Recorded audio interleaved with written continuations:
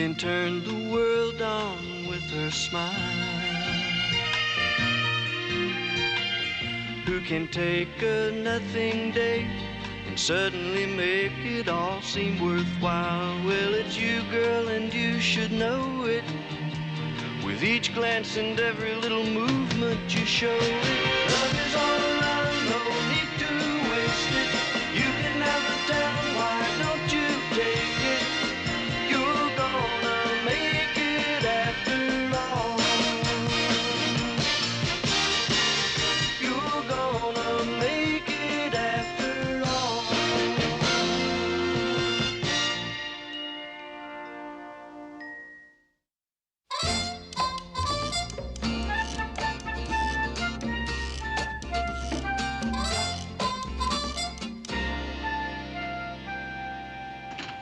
Morning, Mia. Hi. Here's that purse. Oh, thanks. I suddenly realized I didn't have a purse to match my new dress, and I really wanted to wear it today, so thanks a lot. Listen, next time I want to wear my purse, will you lend me your dress and shoes? Yeah, sure. And your body. You look gorgeous. What's so special about today? Well, I'm being interviewed. Ooh, for what? A job? No. Oh, I get it. You'd rather not tell old Rhoda, is that it? Well, I see, Mary. I understand. Maybe you're right. Friends get too close. Rhoda, you need your look, privacy. I'll tell you after if it goes okay, okay? Okay, sure, man. Look, I understand. Only you can't borrow my purse. Okay, I'll tell you. I'm being interviewed by a guy who writes a TV column in the newspaper. You're kidding. That's No. fantastic. Yeah. Why you? Rhoda. I'm sorry. Listen, kid. No, sounded it's all terrible. right. Actually, I asked him the same question. He said he thought it would make an interesting article. You know, I'm the only woman in the newsroom and all. Yeah. Hey, Rhoda, you think this dress is too sexy? Mary, there's no such thing as too sexy. Yeah. I just don't want to look like I'm flaunting anything, you know? It's great. Maybe I should wear something a little more serious. What do you think? In that, you will look like a serious usher. Think, this is a man doing the interview, right? Yeah. Let me take a look. Rhoda, I'm just so nervous. I don't know what am I going to talk about? You don't have to talk. I don't. Oh. It's an interview, remember? How about this? That's a blouse. What Mary, look, the guy's gonna ask you questions, right? You will answer them. That's not talking, that's answering. Yeah. Well, what about in between? I mean, I want to be witty and stuff. Do you think Henry Kissinger notices that Jill St. John is witty? No. Stuff? Yes. See, that's what I mean. I never say anything like that. I want to write it down and use it. I don't think the man would be too impressed if you sat there and read witty things to him. Mary, he's just a guy. You know, you have very little trouble in that area. What's his name, anyhow? Mark Williams. Maybe you better wear a suit of armor. What do you mean? You know him? Not in person, but you've read his column, huh? Yeah. I mean, he's a destroyer. So he's a little critical of TV. A little critical. Did you read him this morning? No. After he got through killing all the news shows, I guess he decided to take a second look at the shows he had murdered last year. Listen, though this series continues in its enormous popularity, it is inconceivable to me that it would hold the interest of anyone over the age of 9. What show's that? Sesame Street, Mayor. I'm gonna go change.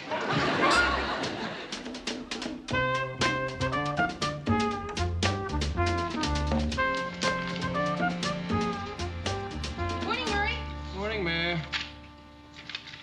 You know, I did the dumbest thing this morning. you want to know what I did? You dressed like a guy? You don't like it? Yeah, I do. It's kind of cute. I bought a suit like that for my son. Well, I didn't start out wearing this. I mean, I must have gone through about 6 dumb outfits worrying about the right image, and this is what I finally came up with for the interview. What interview? Oh, didn't I tell you? Mark Williams is interviewing me today at lunch. Well, why you, Mayor? Because I work in a newsroom and because I'm a woman who's dressed like a man. Snake. An interview. That's terrific. You asked Lou, didn't you? Well, no, not exactly. I mean, well, not in so many words. How many words? None. Well, listen, I still could. I mean, if you really think it's necessary. It just never occurred to me to ask his permission. I mean, it is my own lunch hour. Still, I do work here, don't I? So, I guess, well, I could. I mean, if you really think I But do you think Mr. Grant would mind? Will mind what? Oh, an interview I said yes to. Mind an interview? It's outrageous. What right does he have to tell people who they can talk to? I mean, we're still individuals here. Mayor, that interview goes on. Right. What time should I be there? Ted, Mary is the one being interviewed. Why would anyone want to interview you? After all, what could I possibly have to say? Is that it? Excuse me.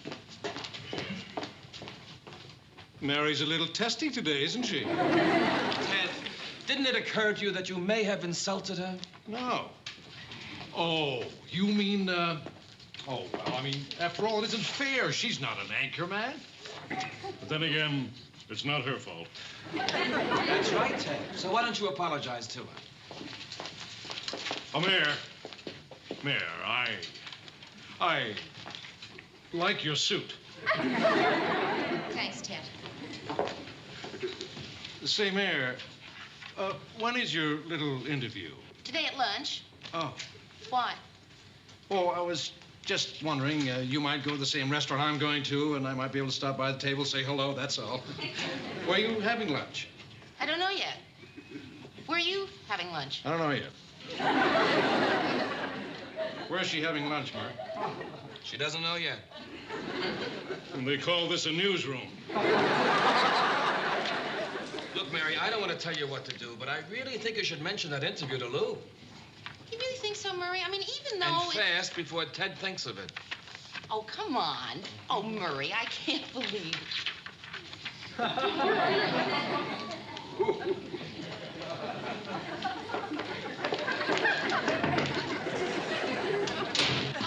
Mr. Grant, I was wondering if you'd mind... Mary, don't wear pants in the office anymore. Mr.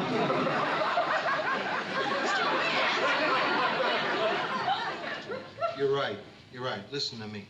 Did you hear what I just did? I said I don't want you to wear something. What difference does it make what you wear, as long as you do your job? Right. It's a purely arbitrary, pig-headed demand. And yet... I didn't ask you my question. Oh, what is it? Well, you know Mark Williams. That jerk. You do know him. Mm-hmm. Why is he a jerk? Because he hates TV, that's why. I like TV. I work in it and I like it. Besides, I don't like the way he operates. What do you mean operates? Well, let's say he uses his column to improve his social position. Oh, Mr. Grant, I can't believe... Last year, he went out to Hollywood and interviewed the gold diggers. Well, I don't see anything wrong in writing a column about the gold diggers. No, not a column. 10 columns. 1 column on each gold digger. Why are we talking about Mark Williams? Oh, well, he wants to do an interview. Tell him I'm not interested. Well, see, it's not you he wanted to interview. It was, Who then? me. You. Boy, why is it that everybody is so surprised when they find out that Mark Williams wants to interview me? I'm not surprised. You're not. It figures. In Minneapolis, you're the closest thing to a gold digger. Mr. Grant, I can take care of myself. Mary, you're representing WJM-TV.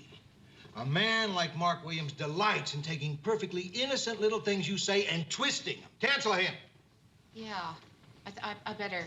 I'll cancel him. Wait a minute. A minute.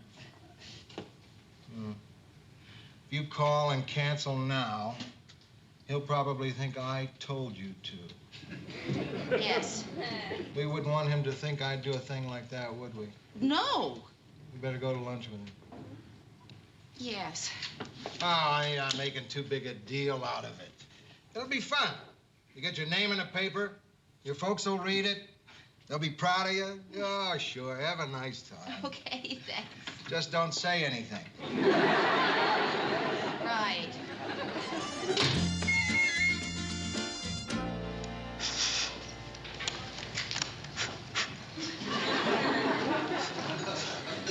I don't know what's wrong with the tape recorder. It's never done this before. Maybe it needs new batteries. No. I put brand new batteries in it just about 4 months ago. Do you have a pencil? Yeah. Are you going to take down everything I say? I like to get the quotes straight. The quotes? Mm-hmm. How about a piece of paper? Yeah. You don't have any batteries in there, do you? Oh, no. All right, let's start with your boss, Lou Grant. I understand that he doesn't like me very much. Oh, no. No. Mr. Grant doesn't not like you. You call him Mr. Grant? Oh, yes, I do. I mean, I could call him Lou if I wanted to, but he just, seems like more of a Mr. Grant, that's all. You writing that down? Mm-hmm. Go on. Oh, well, he's terrific to work for. I mean, I really love him. I mean, we just think he's the dearest man to work for. We all think he's A saint. Oh, no, of course he's not a saint. No, sometimes he's very unsaintly. Lots. I mean, we just think Hold it. I can't write that fast. No, of course. He's not a saint. Wrong. No, this isn't gonna work. Why didn't I learn how to take shorthand when I had the chance? Well, listen, I take shorthand. Good. You do it. You mean you want me to take down my own... Just write down what you tell me. Now, where were we? Mr. Grant. Lou. The guys at the office ever treat you like one of the boys? No. No, just the opposite. I mean, what do you mean? Well, newsrooms are pretty raunchy, and rough language, and heavy drinking. How do you feel about that as a woman? Oh, fine. Hmm. I mean, I'm used to it. Sort of. Tell me about Ted Baxter. Oh, well, what did you want to know? Is he really an idiot? Ted? An idiot? Oh, gosh, no. Actually, Ted is exactly the way he appears on the air. Only better. Much better. He just about have to be. Actually, Ted is pretty deceptive. He is deceptive. Are you married? No, I'm not. Are you? No. Oh, I'm sorry. That was an interview question, wasn't it? I see. No, I thought you were asking me as a person, and not as the not married.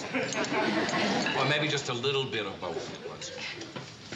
Listen, I am just so nervous about this whole thing turning out badly that I can't be myself. I can't relax. Mary, there is no way this interview is going to turn out badly. Oh, why not? Because if it turned out badly when you read it tomorrow morning, you'd be upset. And then you wouldn't go out with me tomorrow night when I ask you, which is what I'm doing right now. Oh, go out? You know what just crossed my mind? That if I said no to going out with you, then the story might turn out badly. Where'd you want to go? No, I'd like to very much. Oh, I know a terrific little Chinese restaurant right across from St. Paul. Yes, I think I've heard of it. They have the best Peking duck that you... Oh, there you are, Mayor. Ted, what are you doing here?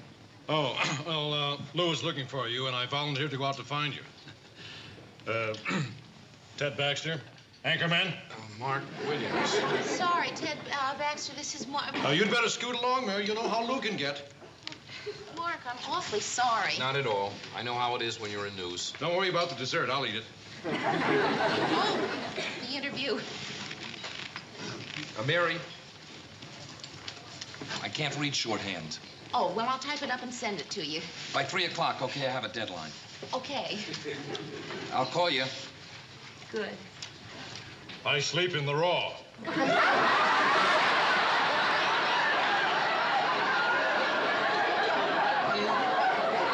You interviewers usually ask that kind of stuff.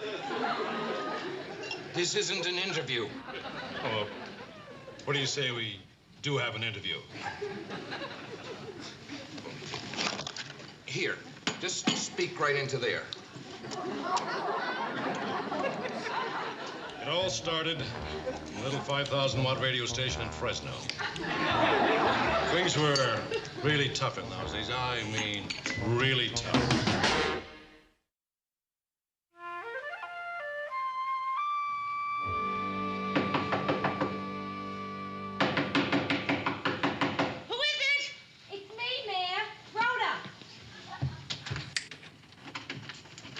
you? Rhoda, what time is it anyway? 5:45 a.m. I could have figured out the AM part. What are you doing up so early? Mary, what are you still doing in bed? How can you sleep on such an important day? Actually, I can understand that. I overslept on my sister's wedding day. In fact, I slept through my sister's wedding day. I was depressed. She was marrying my fiancé. Rhoda, what is so important about today? Remember? The interview. Yeah. Oh, Rhoda, you got up early. You went down to get the paper. Oh, that was really sweet. Will you hurry up, please, and read it? Huh? Or should I? You. Good. Mary.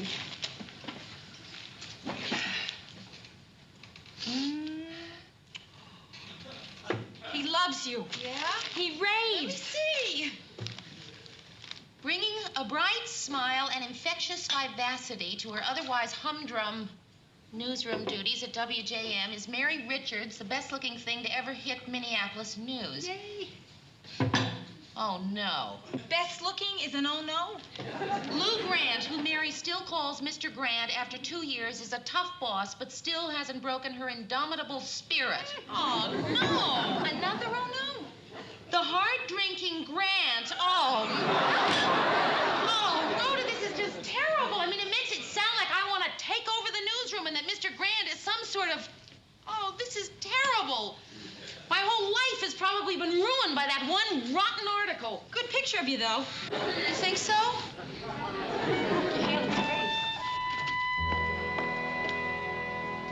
Morning, Murray. Oh, morning, Mary. You're late. I've missed your bright smile and infectious vivacity around this otherwise humdrum newsroom.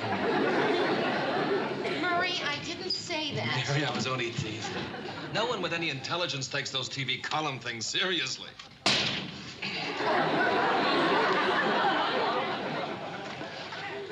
Good morning, Murray. Good morning, Ted. Mary, I'm going to be honest with you. I never thought that you, of all people, would betray me like this. Ted, I didn't betray you. Look, there's not one word about you in the whole article. You're not even mentioned. Although I did talk about you a lot. I mean, he just didn't put it in. Why didn't he? Ted, I don't know. Believe me, the whole article didn't turn out the way I wanted it to. Mary Richards, the best-looking thing to ever hit Minneapolis news. Ted, I'm sure he meant woman. Oh. Say, Mary, just between us guys, if Mary were a man, would she be better looking than I am? Ted, if Mary were a duck, she'd be better looking.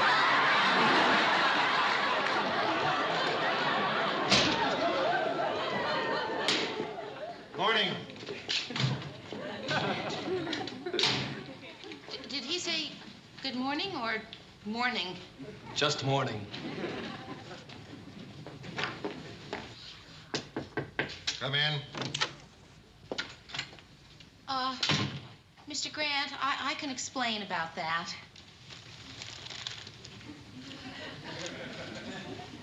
Okay. Take a shot at it. Well, I'll certainly give it a try. Huh? Mr. Grant, I didn't say any of those things. Huh? Well, that's not entirely true. Mm-hmm. I did say some of those things, but not that way. Mm-hmm. Just not the way that it came out. Now do you see why I never give interviews, Mary? I do, and you're right, Mr. Grant, absolutely right. Darn right I'm right. But that doesn't do me a whole lot of good right now, does it? Because the people who read this are going to think I'm a man who drinks as much as I drink. Now, you struggle to hold everything together around here. I mean, this isn't the kind of clipping I take upstairs to try to get a raise, is it? I'm sorry, Mr. Grant. I know you're sorry. But unfortunately, the reading public of Minneapolis and St. Paul, which includes my wife, my neighbors, my children, and my grandchildren, don't know you're sorry. Your grandchildren? Those little tots who once looked up to their old grandpa. Mr. Grant, Abby and Amy aren't even even old enough to read. They hear it in the street. But these things happen. Well, I feel just terrible. Good. Mr. Grant, what if I call Mark Williams and ask him to... on the other hand, it might be better to just leave well and bad enough alone. Don't you think? Mm. Well, at least you came off well. Oh, well... You didn't get fresh? No, Mr. Grant, he didn't. You're not going out with him? Yes, Mr. Grant, I am.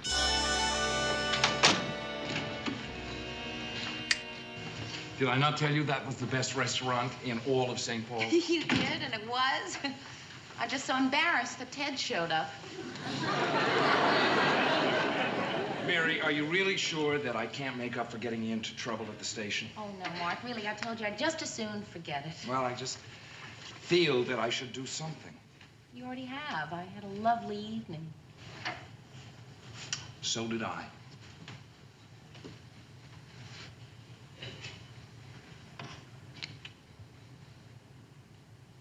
Can I spend the night?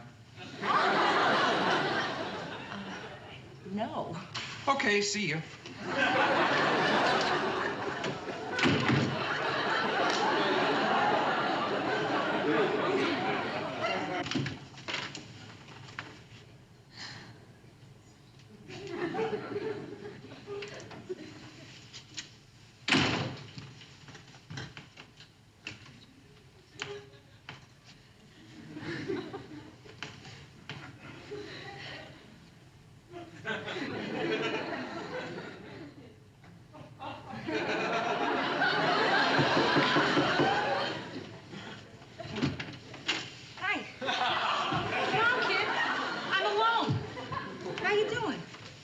I'm not sure. Well, what's the matter? Rhoda. What? Do you think I'm undersexed? I hope so. Really, I'd like to think there's one thing I'm better at than you are. Listen, let me tell you what just happened here. I went out with Mark, you know, Williams. Yeah. We went to dinner, and we had a really nice time, you know? And then he brought me home, okay? He brought me up here. We got right about here. Yeah, yeah. And he said, can I spend the night? And I said, no. And he said, okay, see ya. Yeah. That's it. He said, okay, see ya, and left. In answer to your question, Mayor, we don't know if you're undersexed. You didn't give yourself a chance to find out. Rhoda! Mayor, if you want to know if I'm undersexed, I'll give you a hint. Will you be serious?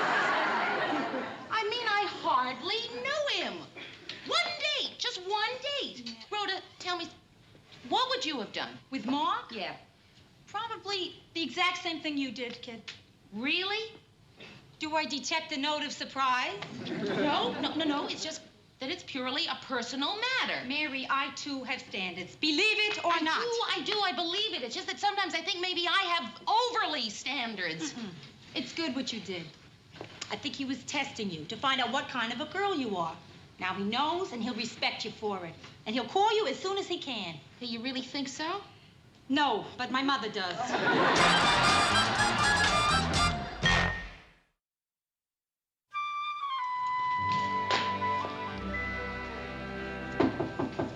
Oh, Rhoda, what now?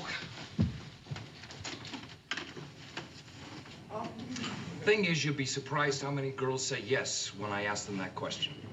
It's the law of averages and all that. Come on in.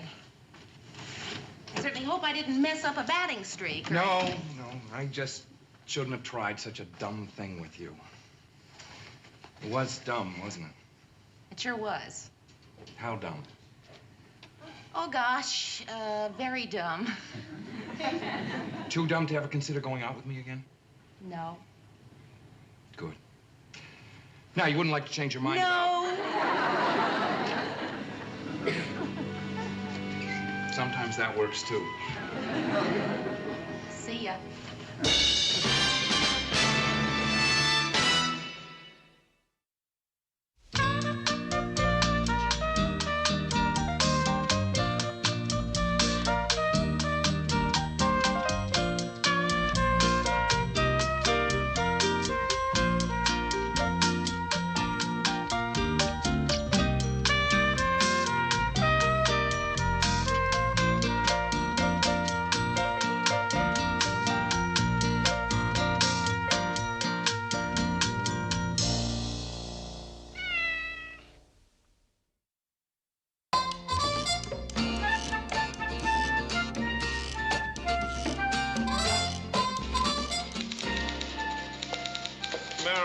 in his office? No, he isn't.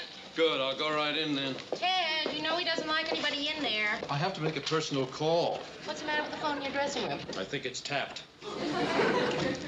Who would tap Ted's phone? Maybe the FBI needs a few laughs.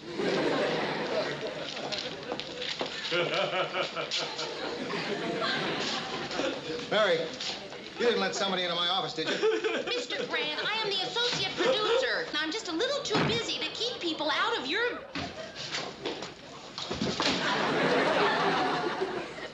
Thanks a lot, Mary. At least you could have warned me.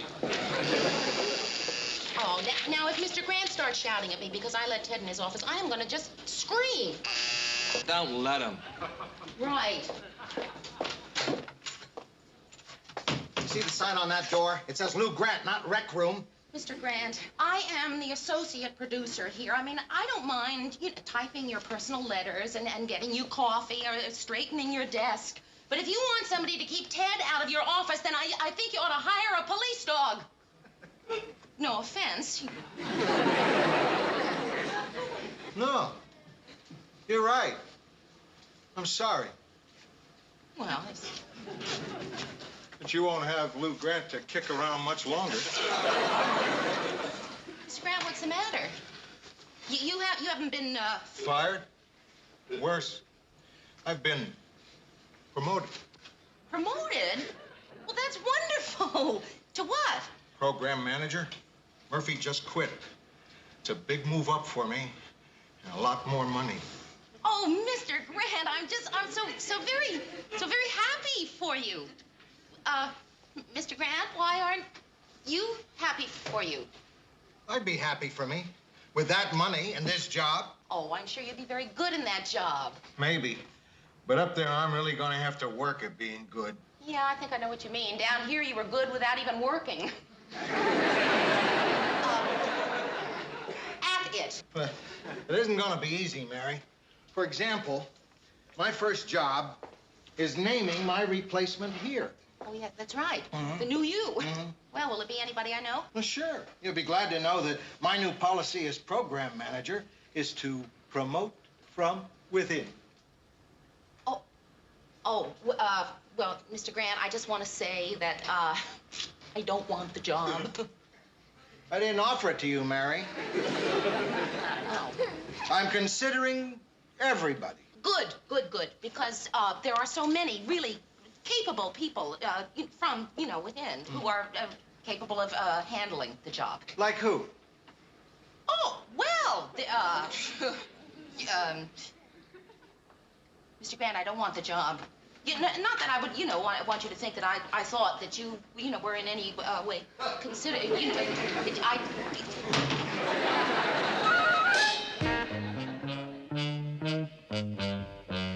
Mary, how can you just take yourself out of the running for a job like that? Because I don't think I want that job. But Mary, it's your duty as a woman to take whatever you could get, whether you want it or not. I've met a lot of guys who felt that way. The thing is, Phil, I haven't even been offered the job. But Mary, surely you will be. You are, after all, second in command. No. When Mr. Grant is in charge, nobody is second in command. Of course, I do seem like the logical person, don't I? Of course you are. But Mary, this isn't just you reaching for the next plateau. It's us. But what if us does a rotten job and gets herself fired? Exactly. Wait, Rhoda, I don't think I'd do a rotten job and get myself fired. I just don't know if being the head of a newsroom is a woman's job. There you go. Woman's job, man's job, there's no such thing. Name one job a man can handle that a woman can't. A female impersonator. Hopeless. Rhoda, you think I should go after the job? Mary, I think you ought to go after a handsome, successful guy. Get married, pregnant, and then blame him when you don't have a career. Hey, what is that box there? Fast Wheels drag strip set? Oh, yeah, it's for Bess. Phyllis suggested I get it for her birthday. Fast Wheels drag strip for a girl. Girl, boy, what difference does it make? Girls are always supposed to get little girl toys.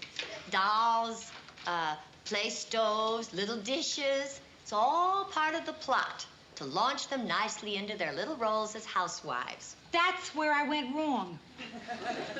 Yeah, Mia, when I was a kid, we used to play Mommy and Daddy. I always played Mommy's unmarried sister. What I'm trying to say is that Bess will love this toy. I hope you're right. Boy, looks pretty complicated. I'll say. Well, come on, Phyllis. Come out here and put this thing together. Oh, don't look at me. I was one of those cute little girls who always got dolls to play with. That's right. I admit it. That's me, victim of the system, Miss Helpless. But, Mary, you don't have to be. This is your chance. Go after that job, Mary. Take the pieces of your life and put them together. Phyllis, tell me, when she gets her life together, will she need batteries? Listen, you two don't understand. This job is going to mean coming in early, staying late, working straight through lunch hours, taking care of a million details, keeping the sponsors happy, working late. It's exactly what I do now. Come in.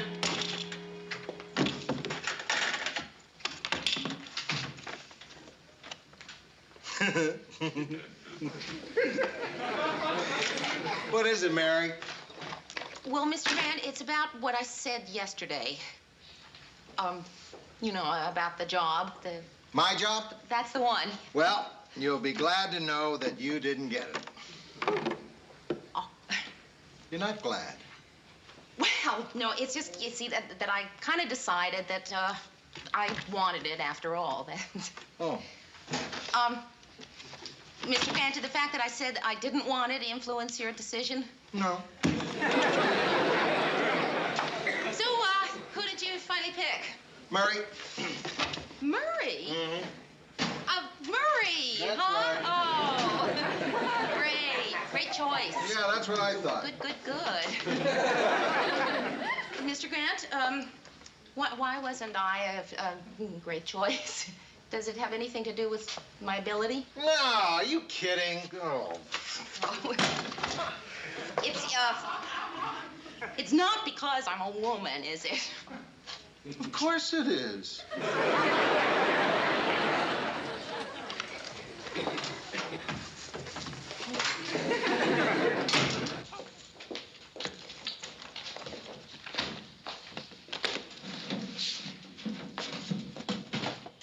Hey, Lou, couldn't I just run the office from here?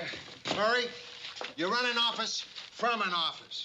Besides, an expense account goes with the job. Oh, well, in that case. Anyway, good luck. Yeah, you too, Murray. With me as your program manager, you're gonna need it. There they are, our new executives. I just remembered I forgot my aspirin. Hiya, boss. Say, Murr, I suppose there must have been a couple of times when you were my rider that I gave you a hard time. 114 times, Ted. I kept track. No kidding? Why would you want to keep track? I don't know. I just thought that maybe someday I might get to be news director. Here, let me help you with that. Say, maybe I can take you to lunch today, Murray. Say, Murr. It still says Lou Grant here. You're gonna have to get yourself a new door.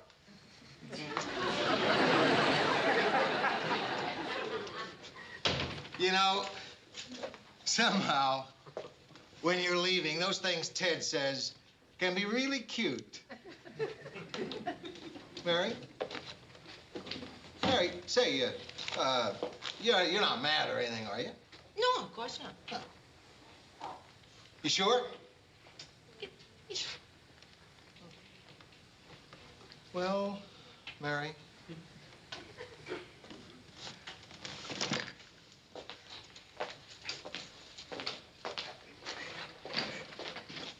Mr. Grant, I just want you to know that, all of us, I'm gonna miss you. And I'm gonna... Thank you, Mr. Grant. Let me help you. Let me take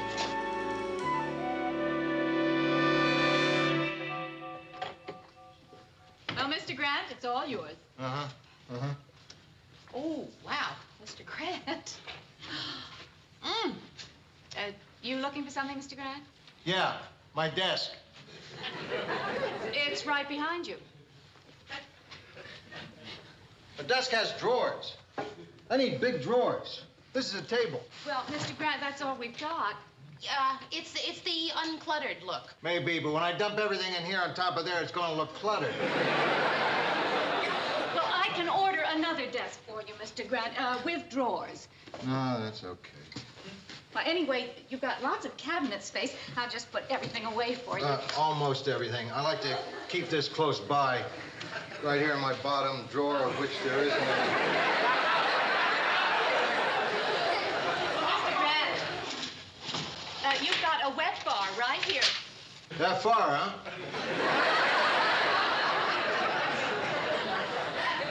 I'm going to need a wastebasket. I'll get you one right away.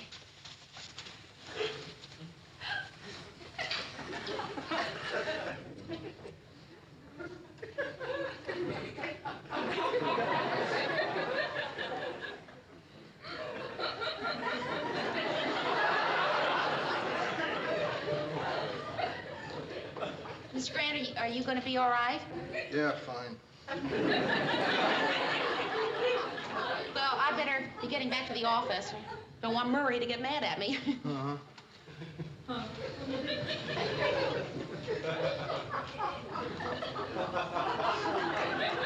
Listen, if you need anything, you know my extension, right? You're right. I'll be calling you, Mary. Well, Mr. Grant, here's your very own wastebasket. Thank you. You're welcome.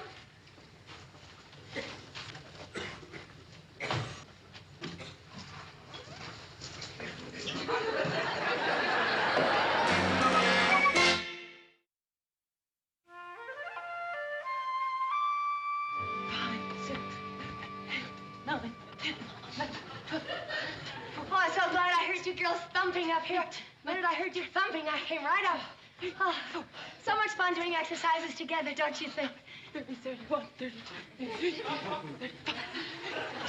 Doing them alone is so boring. This way it gives me somebody to talk to. She never gets winded. It's like doing calisthenics with Hubert Humphrey. 50. And that's it. Oh, good. That's it? Oh. Huh. My creative movement class, we used to finish with things like au revoir to spring. Would you like to see that, Mary? Oh, gosh, I don't think so, Phil. I would like to see that. You would? Very much.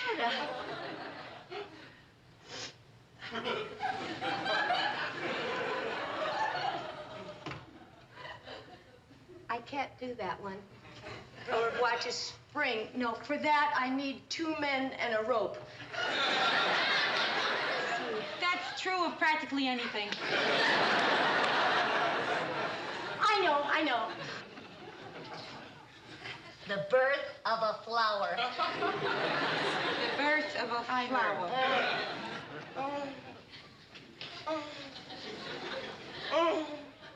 I didn't know flowers had labor pains. Interesting. Hey, kids, I gotta call it a night. With all the changes in the office, I gotta be in at the crack of dawn. Mary, we got the job. No, Phyllis, we didn't get the job. You didn't? No.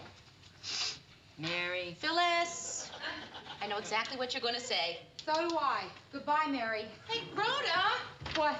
where are you going? Oh, I thought I'd, hang around the Ballerina Union Hall, see if I can pick up a gig. How can they do this to us? Phyllis, I'm the one who didn't get the job. But, Mary, don't you see that this affront to you is an affront to all womankind? I know, Phyllis. So who'd they give it to? Murray. Oh, I might have known. A man. Phyllis, I'm the only woman in the newsroom. The chances were if it wasn't me, it was going to be a man. Well, I suppose you're just going to take this humiliation. To tell you the truth, I am delighted that Murray has the job instead of me. Oh, Mary. I mean it, really. Mr. Grant made the whole thing look so easy. Poor Murray already, he's overworked and pressured. The poor man's absolutely miserable. Yes, and it's always a man who gets those opportunities. Phyllis, I don't want the job. Mary, we have to decide on a course of action for you. I gotta get through to you if it takes all night. Luckily, I'm free.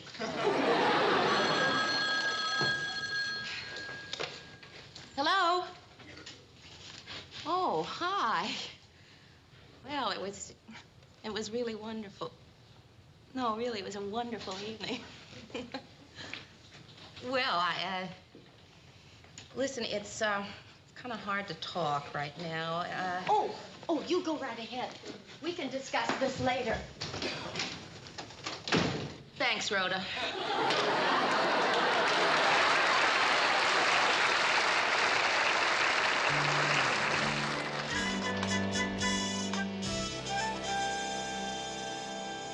Lunch Tuesday? No, I can't make it. Not Wednesday either. Come in. First one I've got open is a week from Friday. I'll put you down for that. Okay? We'll confirm. Lunch. That's all I do on this job is go to lunch. You know what I have to do when I go on all these lunches?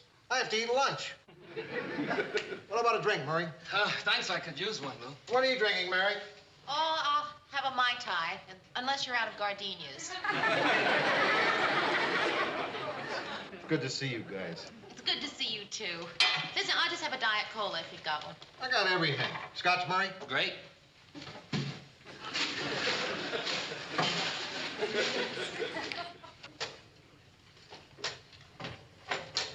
Yes, Mr. Grant? Mrs. Thorne, somebody put waste paper in my waste paper basket. Oh, I think I know what you mean. That I found that and I put it in the bar. Oh, good. Mrs. Thorne, tomorrow maybe we could move my desk over that way. Yes, Mr. Grant. Good. You know, I happened to watch the news last night. Oh, yeah, Lou? Yeah. And to tell you the truth, I was really disappointed. Disappointed? Well, what could you expect, Lou? You were the one that left, not Ted. I'm talking about the news itself. The whole format. It lacks sparkle. Sparkle? Lou, it's the same format we had last week when you were there. The same one we had for the past 8 years. That's just the point. It still has my imprint on it. I want to see your imprint. Imprint? Yeah, let me show you what I've been doing here. I don't even know what my imprint is.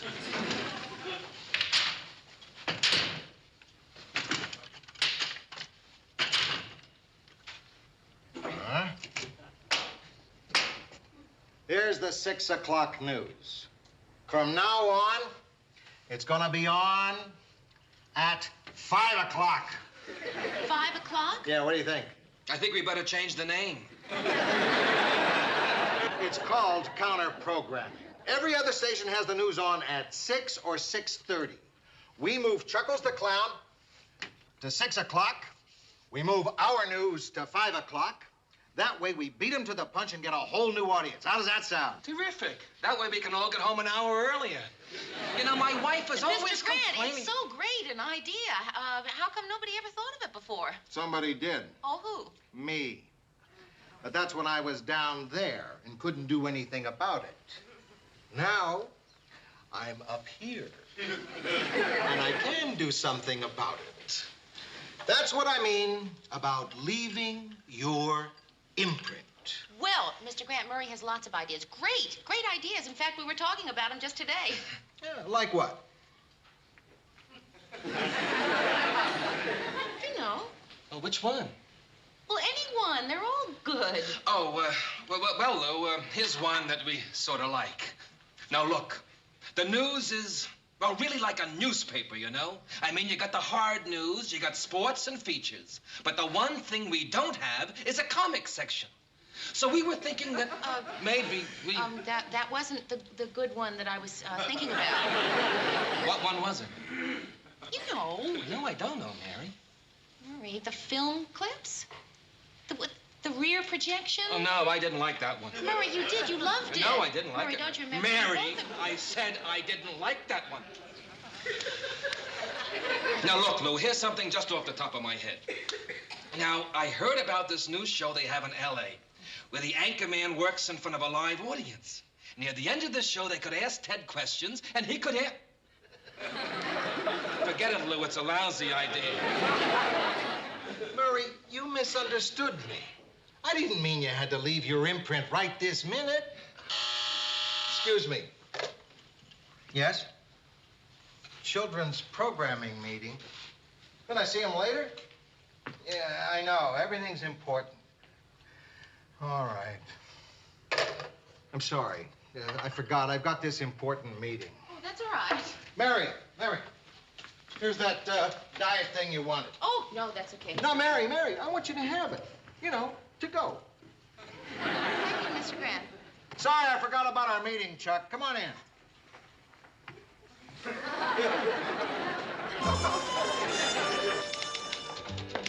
morning, Murray. Hi, Mayor. Murray, the film clip on that fire came in. Mary, bring me the program logs. Right, Mr. Grant, Murray? Mary, are you coming with those logs? Yes, Mr. Grant. What the? Here's the log, Mr. Grant. Thank you.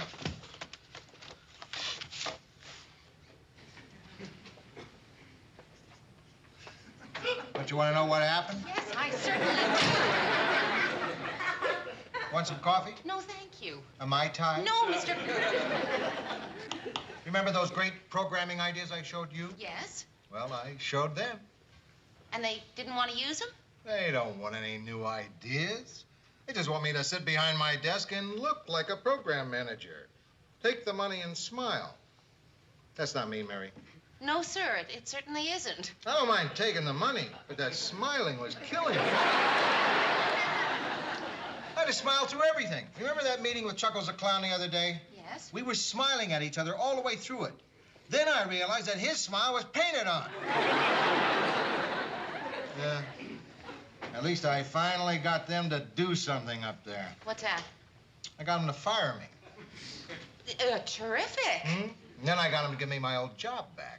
Terrific. And Murray, he's, I got them to give him his old job back, too. Oh, Mr. Grant, it's really great to have you back again. Yeah.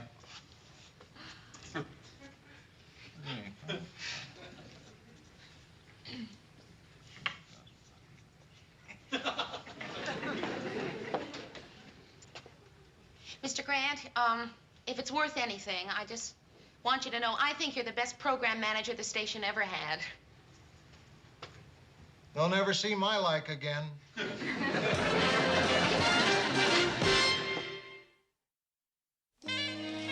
Grant, I made you a nice fresh cup of coffee, and can I get your signatures there? Thanks, Mary. You know, I like what that job up there could have been.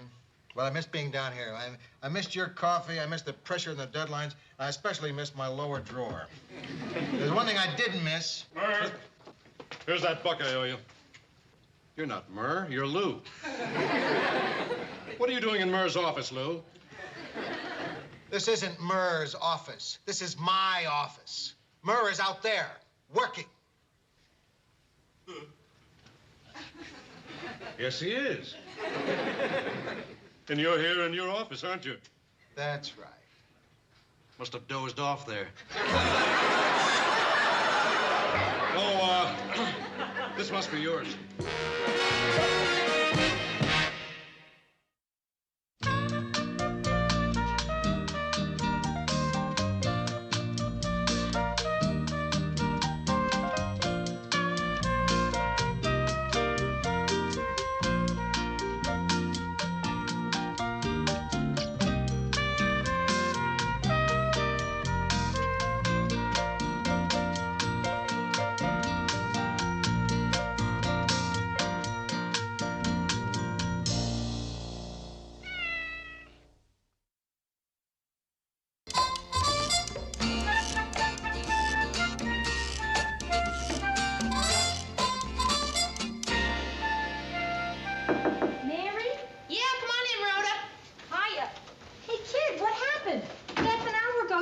To go shopping. Yeah, you know something? I think I'm getting to be a compulsive cleaner. This whole thing started 20 minutes ago when I emptied an ashtray. Mary, guess what? What? My father's in town. Yeah, no kidding. That's terrific. What's he doing here? He came with my mother. Well, when do I get to meet him? As a matter of fact, they're here right now. Here? Where here? Right outside that very door. What? And up those stairs in my apartment. Gotcha. Oh, Rhoda. Come on, we're waiting up there to see you. Mary, you made a wrong turn. Rhoda, I can't go upstairs and meet your family dressed in this crummy outfit. What'll they think? They probably think you borrowed it from me. Martin, I'm getting tired of standing. Ida, I got an idea. What? Sit. Where? Here. How about this? Isn't that lovely? Oh, no, that looks too uncomfortable. What, is it more uncomfortable than standing? I don't know. I'm trying to decide. Why don't you try the bed? Oh, no, I don't want to sit on that spread. It might shed all over my suit. Here's a nice beanbag. Why don't you try that?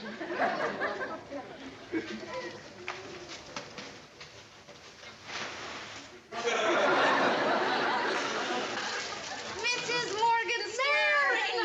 Oh, don't get up. Don't worry, I can't. Hey, help me up out of that thing before it swallows you. Oh, it's so nice to see you. My, don't you look pretty? Oh, it's probably the new shoes. Don't you look wonderful, but then, why shouldn't you? Oh, come on. And now, Mary, our special guest star, my father. Mr. Morgenstern. Mary. I feel I know you. Well, I'm glad, otherwise I'd never let you take advantage of me like that. Well, how was the trip? You have a pleasant flight? Yeah, we had a pleasant flight, except for some life-of-the-party guy who kept playing chopsticks on the lounge piano. Oh, gee, I hate that. It was me. Oh, everybody loves Martin's sense of humor. Martin, don't you think you ought to go find us a place to stay? Hey, wait, I thought you wanted to stay here. Rhoda, when you told us you had an apartment, I don't know why, but I pictured an apartment. Look, maybe there's a nice motel around here someplace. Gee, Pop, I don't know of any. Thank goodness. Mr. Morgenstern, there is a very nice one on the corner of Oakhurst and Burnside. My parents stayed there once. Good, I'll see if there are any vacancies, and later I'll come back for the luggage. And for me. And for you. Rhoda, you know something? In New York City, you'd have to keep these beads locked up at night. Oh, Rhoda, your father is, well, I mean, I never pictured Cary Grant. He's even more attractive than I was sure he would be. Yes, he is, isn't he? Oh, Mrs. Morgenstern, I think your husband is just terrific. I know. Hey, I just thought of something. Wouldn't it look kind of funny to drive up to a motel without a car? Rhoda, honey, could I borrow yours? Well, it's in the body shop. I sort of keep it in there and just take it out for accidents. Mr. Morgenstern, you can borrow my car if you want. Oh, Mary, that's all right. Please, I don't even need it. Well, golly, that's terrific. Ida, did you hear that? Now we won't have to rent one for the whole week we're here. Gotcha! Oh. Now we see where you got your gotchas. Right. I'll get you the keys. So long, Pop.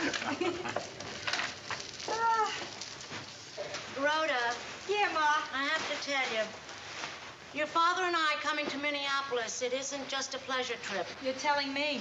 Hey, Ma. You're not going to move here. Oh, no.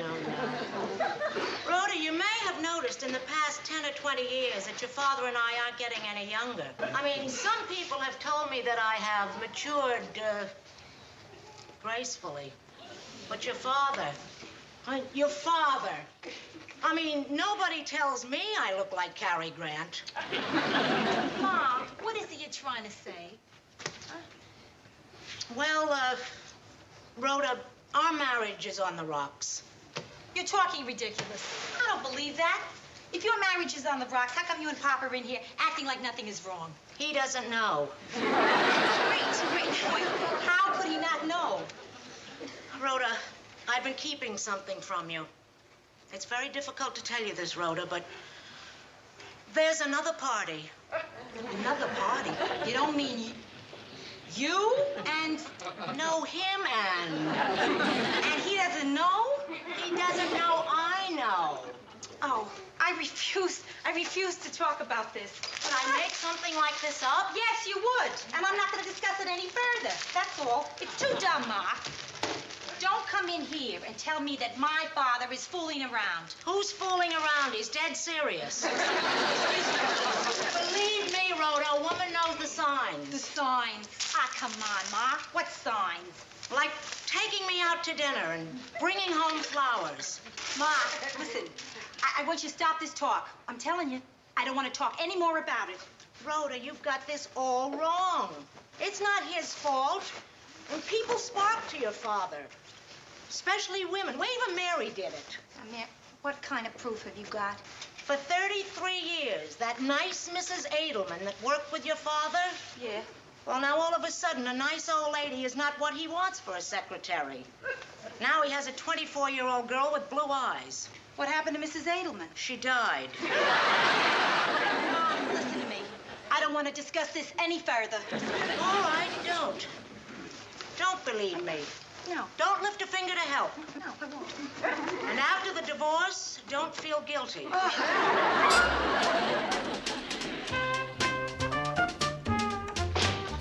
Mary, I'm checking the billing. No calls, no interruptions. Right, Mr. Grant. I thought the billing came on the 1st of the month. His bar bills come on the 15th. Oh, yeah. Newsroom. Well, it's gotta be there. I'll come help you look. Mary, the film for our feature story is missing. What story? The one on inefficiency in business. Hiya, Mayor. Hi. Hi, how are you?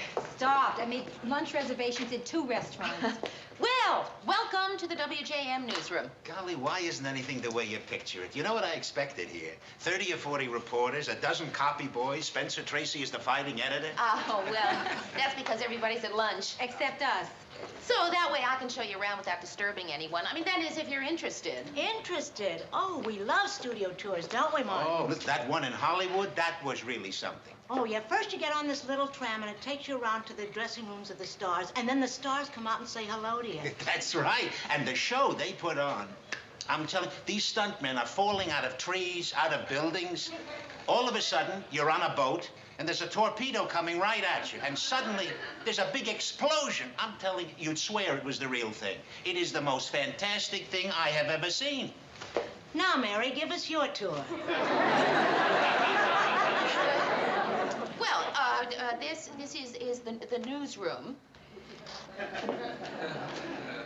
Well, that's very interesting here. That's, oh, somebody draws over here? Right, yes, he does. And these are his colors. His colored carousel. My, did you ever see so many colors, Martin? Mary, excuse me, could you help us look? Oh, yeah, sure. I'll be just a second. I have to find some film. I was here once before, you know, so I could sort of pick up where Mary left off. This is Mary's desk. And this is Mary's typewriter. Is this Mary's chair? And this is Mary's boss's office door, Lou Grant. And this is him. Well, Mr. Grant, hello.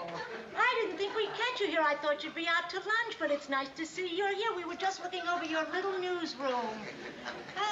You remember me, don't you? Ida Morgenstern. I met you the last time I was here. Or was it the time before? Anyway, here I am again, only this time I came with my husband, Martin. Hiya there. We came all the way from New York. Well, I see you have a lot to keep you busy, so I'll just let you get back to work. It's been nice chatting with you, Mr. Grant. Bye-bye. Oh, that Mr. Grant is such a nice man. You know, you're right. He looks like Spencer Tracy. Excuse me, Mrs. Morgenstern, I have to answer the buzzer. I'll be right in, Mr. Grant. Just be a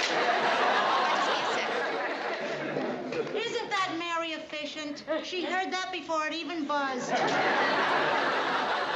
Mary, a person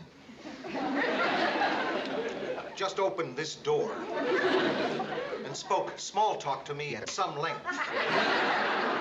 That was Mrs. Morgenstern, Rhoda's mother.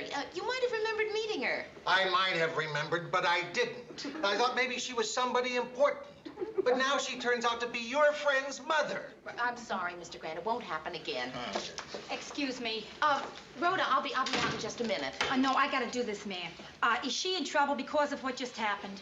Rhoda, really, everything is okay. I am not in trouble. I disagree.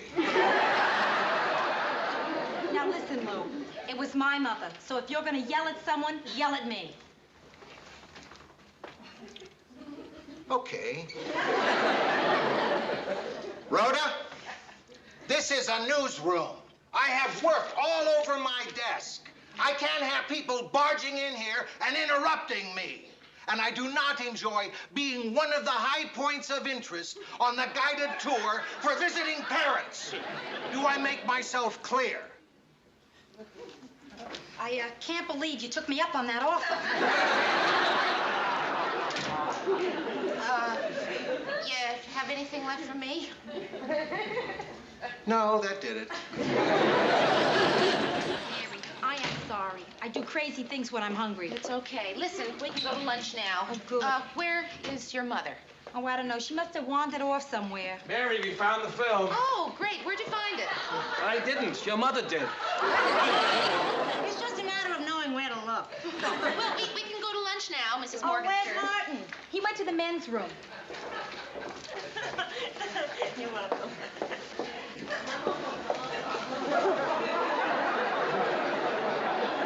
Well, you just never know who you're gonna meet there, do you?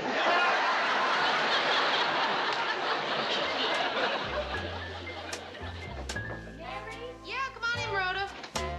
Hello. Hi. Listen, turn the music down if you want to. Oh, you mind if I turn it off? No. Yeah, to me, music and conversation don't mix. I keep trying to talk on key. You have any juice? Yeah, sure, in the fridge. Help yourself. How was the evening with your parents? Oh, we watch TV. There are certain TV programs that my mother simply will not miss. I know. My mother's the same way. Hey, you want some juice? No, thanks. See, my father had planned to take us to this nice French restaurant, but we never would have made it back in time. So we stayed at the motel and had chicken in the bucket with Chad Everett. Who is it? It's only me, Ida. What's she doing here? Ma? Ma?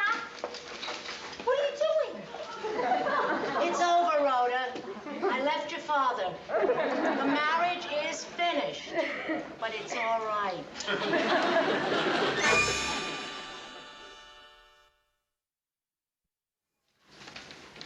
I guess Rhoda told you all about this, huh, Mary? No. Well, don't look so surprised. It's been coming. Rhoda knows all about it. Well, look, this is obviously a very family kind of thing. If you'll excuse me, I got some laundry to do. I mean, I know you don't need an audience. No, it's okay, Mary. I don't mind an audience. Mary, she loves an audience. So come and sit down. I'll tell you everything.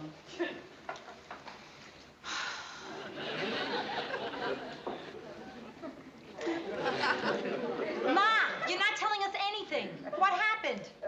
We had a big fight. Does Pop know about it? He knows. Listen, Mary, before you judge Martin too harshly, I want you to hear my side of the story. Yeah, well, Mrs. Morgenstern, I just want to say, that I like both you and Mr. Morgenstern, and I'm sure this whole thing is going to, straighten itself out. But, I really feel that it would be wrong of me to make a comment one way or the other at this time. Can I go on now? Yeah, sure. Well, I told him that I understood about him and his sordid affairs. His affairs? Ma, please. Mary does not have the time to listen to all this. Yeah, I really do have some laundry that I got to take Well, care of. I can say this fast. Mary, I'm a modern woman who knows the score, and I know that the male animal has certain needs that a loving and devoted wife of 35 years cannot satisfy. You said all this to him? Yeah, but not so fast. Ma, please, just go back to the motel to Pop, right now. No, Rhoda. A marriage cannot survive without honesty. There's only one thing that will get me to go back to your father. And what's that, Ma? If he'll admit he doesn't love me anymore.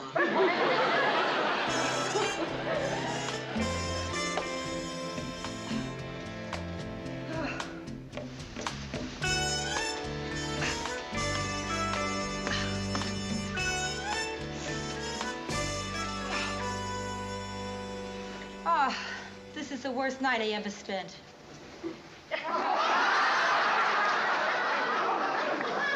It's not so good for me either, you know. Look, Ma, I don't know how much more of this I can take. Who could be calling in the middle of the night? Hey, it's only 11:30. Just seems like the middle of the night. Yeah, hello? Well, hiya, Pop. Ma? Yeah, she's right here. Martin, I'm not here. I mean, if you try and come and get me, I won't be here. I'm being unreasonable. Listen, Martin, I'm telling you, don't come here.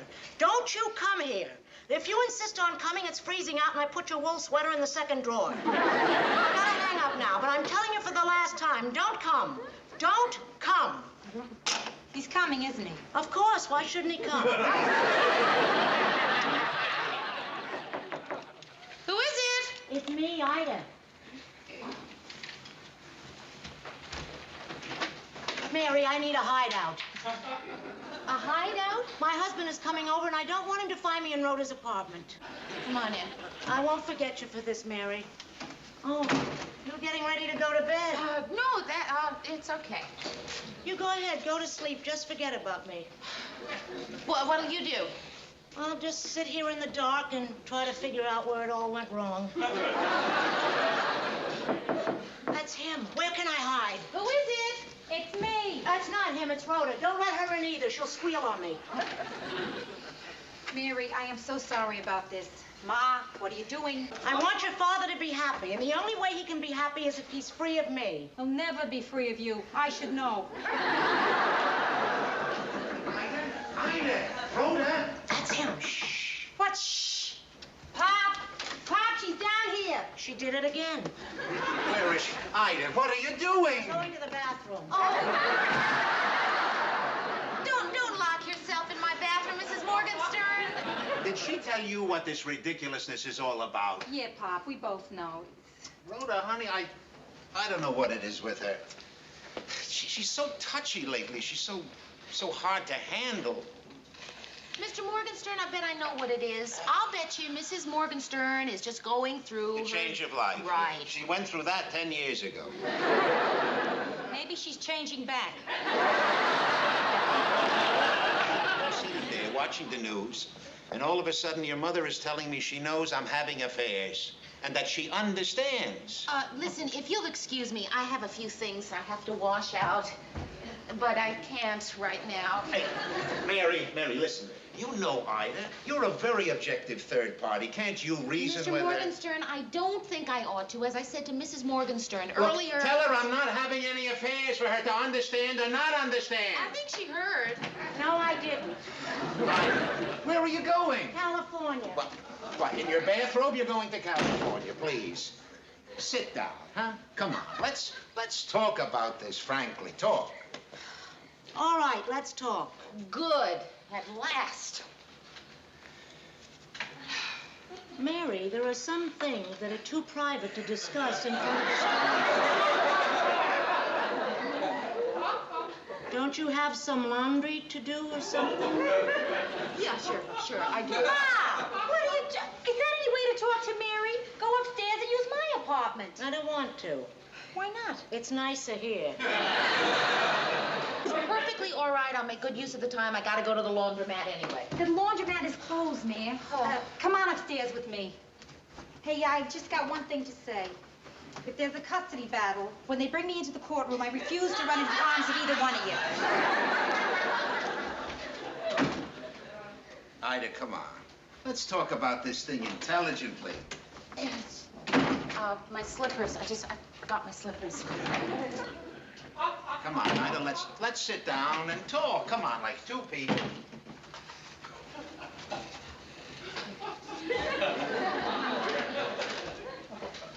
All right, Ida, now listen. Maybe I've been neglectful in these last couple of years, but honestly, that is all it's been. Honestly? Honestly. Tell me one thing, Martin. What? If you had been fooling around, would you tell me now? No. Well, honey, I'd want to spare your feelings. That's sweet. How do I know you're not sparing my feelings now? You don't? Well, are you? No. Honestly? Honestly. Oh, Martin, I'm so mixed up with all these honestlys. It would be simpler if you just told a lie. Oh, you want to hear a lie? I'm going to tell you a lie. Ida, these last 35 years have been pure agony. I don't love you more than anything else in the whole world. That's a lie? Biggest one I ever told. Oh, Martin. Oh, Oh, Martin. Oh, it's been a long time since we hugged. too long. Too long. It's not too sexy anymore, is it? Sure it is. Oh, no, Martin. What you mean is we're comfortable together, but, well, it's not so romantic for you. I mean, if you met me today, wouldn't you marry somebody a little taller? Nope. Well, we'll never know, will we? Why not? Well, you can't get married twice. That's true.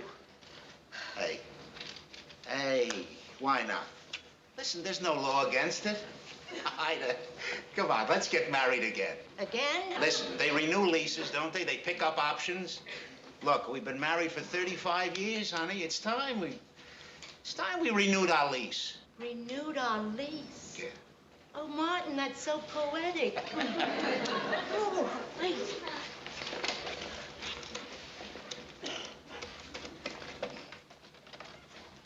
Hello, Rhoda. Guess who? She guessed. What's new? She wants to know what's new with us. Right on down and we'll tell you. And bring Mary, too, okay?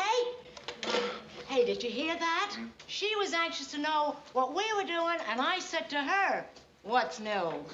I heard that was very cute. And they think you're the one with a sense of humor. Oh, Mary! Mary, do you know a nice synagogue around here? Synagogue? What do you need a synagogue for? Your father proposed to me. We're gonna get married again. Second ceremony, right here in Minneapolis. What do you think? Oh, Pop, I Oh. love it. Wait a minute. You're not doing this because you have to.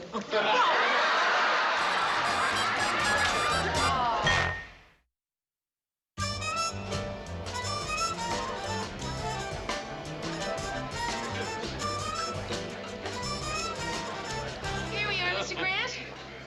Gee, I'm sorry Mrs. Grant couldn't make it. Well, she could have. But Edie and I have a deal. I don't like to see her cry at weddings, and she doesn't like to see me drink at receptions. Mind if I have a refill? Yes, go ahead. Attention, please. Could I have everybody's attention? Excuse me, Rabbi. It is now time for the newlyweds to go back to their motel for the honeymoon. Oh, yes. But before they go, the bride will throw the bouquet. Ah. Oh, I got it! Best 2 out of 3.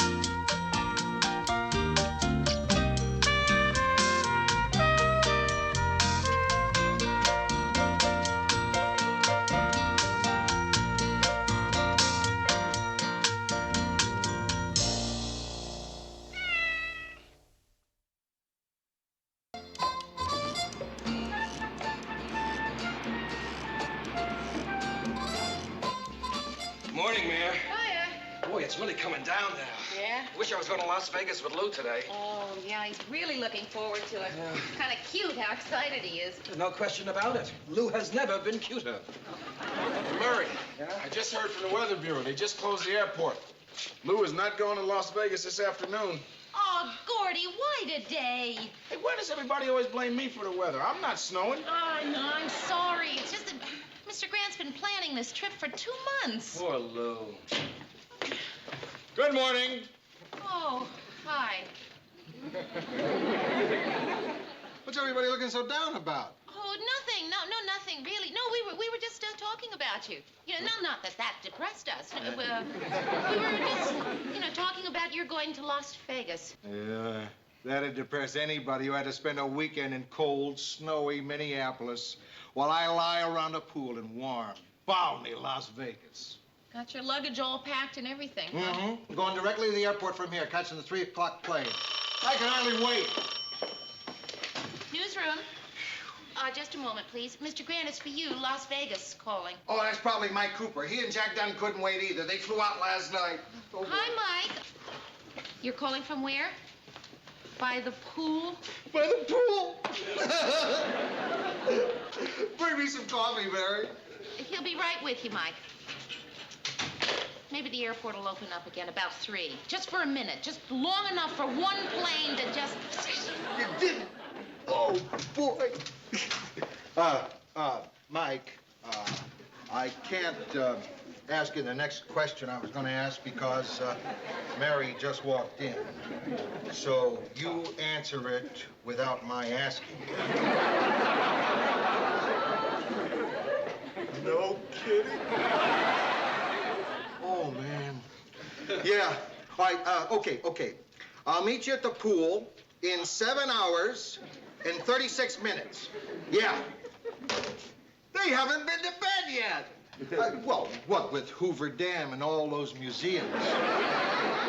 Mr. Grant, sit down. What? Just please sit down. All right. Mr. Grant, what would happen if for some unforeseen, unknowable, impossible to imagine circumstances, you couldn't go to Las Vegas today? Mary, what are you trying to tell me? Well, it has to do with snow and a massive cold front and generally very bad weather.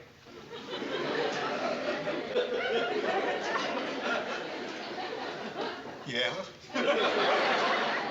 Well, Gordy says the airport's closed.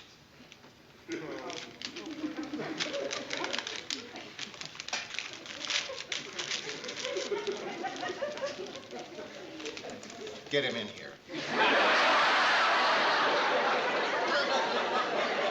Mr. Grant, I don't think there's anything that Get Gordy... him in here. Gordy, could you step in here for just a minute? Gordo, Mr. Grant wanted to, well, I'll just let him tell you himself. How come you closed the airport, Gordy? I didn't close it, Lou. Your snow did. It's not my snow, Lou. You're right. I shouldn't blame you. It's not as if you could predict the weather.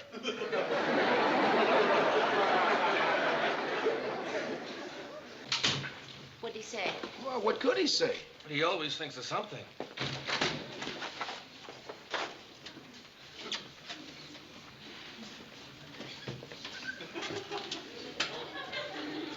I hate snow. I don't like its color. I don't like its shape. I don't like its temperature. I don't like how it feels. Or what it does. I don't like it in snowballs. Or on hills. I don't like anything about it.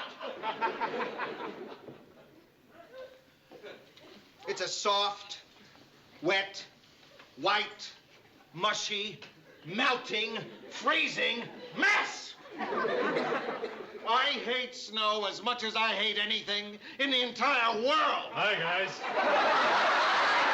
Boy, is it really coming down out there. Isn't it beautiful? Makes you feel so good. Glad to be alive. Grateful to be living in this wonderful winter wonderland. No? I hate snow. Who doesn't? Hey, Mr. Grant, it's not the end of the world. No, Mary. It's not the end of the world. I could live with that. Hey, Lou, why don't you get up a poker game? Oh. How can a poker game take the place of a weekend in Las Vegas with the boys? In the sunshine, around the pool. You want to play? Sure, I'll play. Murray? No, thanks. All right. It's better than nothing. Mary, you set it up. We'll play here at the studio, get an early start. We'll need 6 people. Use my card file. Let's see, a round table, cards, chips, ice, drinks. Cards, chips, ice, round table, 6 players. I'll play, Lou. Anything to get out of that rotten snow. Huh? I'll play. Play what? Whatever it is you're going to play. It's poker, Ted. For money. Oh. Well, I've got some extra change. Not change, Ted. You need dollars in this game. Dollars. Okay, you got Gordy and me so far. Marie, you don't want to play? No, it's not my game. Is this enough, Lou?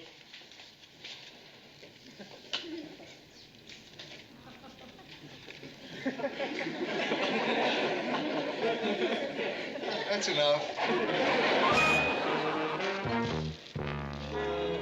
How come when you order a sandwich sent in, they always send you the wrong thing? I don't know. They got my order wrong, too. I order a ham and cheese on rye, got a roast beef on white.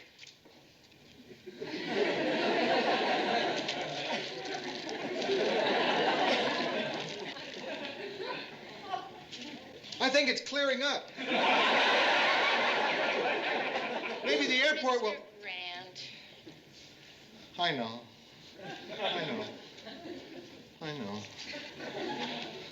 How's my game coming, Mary? Oh, well, I got Pat, your bartender, so that's 4 so far. How about Harvey Ames? Dr. Ames is at the hospital. Well, have you tried him there? He's in the operating room. Oh, they have phones in operating rooms, Mary. Use a little muscle. If you can't get 6, I'll settle for 5, but no less. Okay, Mr. Grant, what do you want for drinks? Scotch and water. That's it? Just scotch and water? It's 3 kinds of drinks. Scotch, water, and scotch and water. Wait, what about food? All right, get a little of that. Murray, you sure you don't want to play? No, thanks. Newsroom. Oh, hi, Wally. The production department does have a round table? Great. Listen, could you bring it up here? Uh-huh. Well, no, I guess it'll have to be all right if that's the only one you can find. Okay, thanks a lot. Bye-bye. Well, Wally says the only round table we have is the one they use for the children's birthday parties on the King Artie show. You mean we're gonna have to play poker in King Artie's castle? Yeah? Listen, you're sure you don't want to play? No, thanks. Besides, I promised Maria I'd be home early tonight. Just seems like it'd be fun, you know, all the guys playing poker. You still playing tonight, Gordo? Oh, I wouldn't miss it for the world, Ted. There's 3 of a kind beat a flush. Other way around. 3 of a kind does beat 2 of a kind. Right. What's a kind?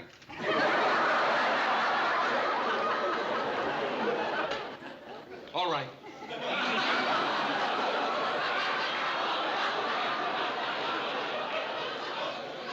All right, I'll play. Hello, Phyllis. It's Mary again. Listen, what's happening with the heat, huh? Phyllis, I ran out of firewood an hour ago. Well, can't they fix it any faster? I mean, it's really cold up here. What do you mean, not so bad? Phyllis, I am burning shoe trees in here. Thank you, Phil. Bye. I don't know why that furnace never works. In the winter, it always works just fine in the summer. No, don't. Mary? Yeah, come on in.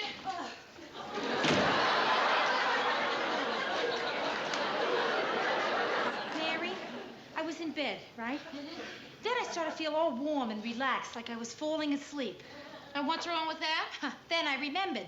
This is how you feel just before you freeze to death. Hey, kid, can I plug in here? Yeah, you can go and try it anyway. I think I'm overloaded now, though.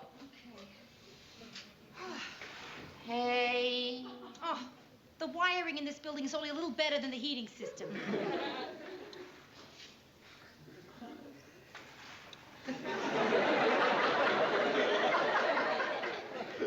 This gives me a real feeling of power. I wonder if I'm doing this to all of Minneapolis. Hey, listen, just don't get carried away, will you? I really think we're living dangerously here. Yeah, you're right, kid. Okay, now I got it on 5. You think 5's okay? 5 is good. Good on 5. turnovers into the oven to get all crispy and warm. Oh, yeah, that sounds really good. Okay, they should be ready to eat in about 20 minutes. Eat them? I thought we were going to wear them. Hey, could you get that for me? Okay, Mayor. Whoever it is, I'm inviting them in. We'll huddle together and share our body heat. Hi. Hi. Hi, Marie. Rhoda, you remember Marie? Of course, Murray's wife. And a fine person in her own right. Thank you. Mary, I am so upset. I have been all over town. I've called everyone I know. I even called the police. Marie, what is it? I can't find Murray. I was hoping he was here with you. Oh, no, Murray's not here. Oh, thank goodness. Wait, no. He's down at the station. No, Mary, he isn't. He called to tell me that he was working late. So I went down there to take him a sandwich because I thought he might be hungry. And the guard let me in, but there's nobody in the office. Oh, wait, Marie, no, he's down in Studio E with Mr. Grant and Ted and Gordy. Oh, it's so good. Oh, you silly. Come on in and thaw out a little while. Marie, do you have that sandwich on you? Oh, yeah. Here, Rhoda. Hey, girls, how about some hot coffee? Great. What are the guys working on so late? Oh, they're not working. They're playing poker. Poker? Oh, no. What? Well, Murray is a compulsive gambler. I mean, once he gets started, he just can't stop. Didn't you know that? Marie, how would I know that? Oh, you're right. I'm sorry. Anyway, I shouldn't take it out on you. I should take it out on whoever got him in that game. Who got him in that game, Mary? I did.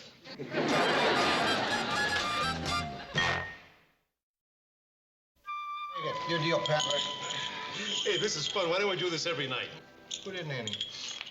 Ted. Ante? Oh, I thought I did. Sure, I ante. Well, that was the last hand, Ted. Oh, wait a minute, Lou. I may not want to ante this hand. You gotta ante, Ted. It's like saluting the flag. What do you say when you don't want to bet anything? Check. Well, that's interesting. I wonder who thought of the word check. Must be from a foreign language or something like Czechoslovakia or... Ted!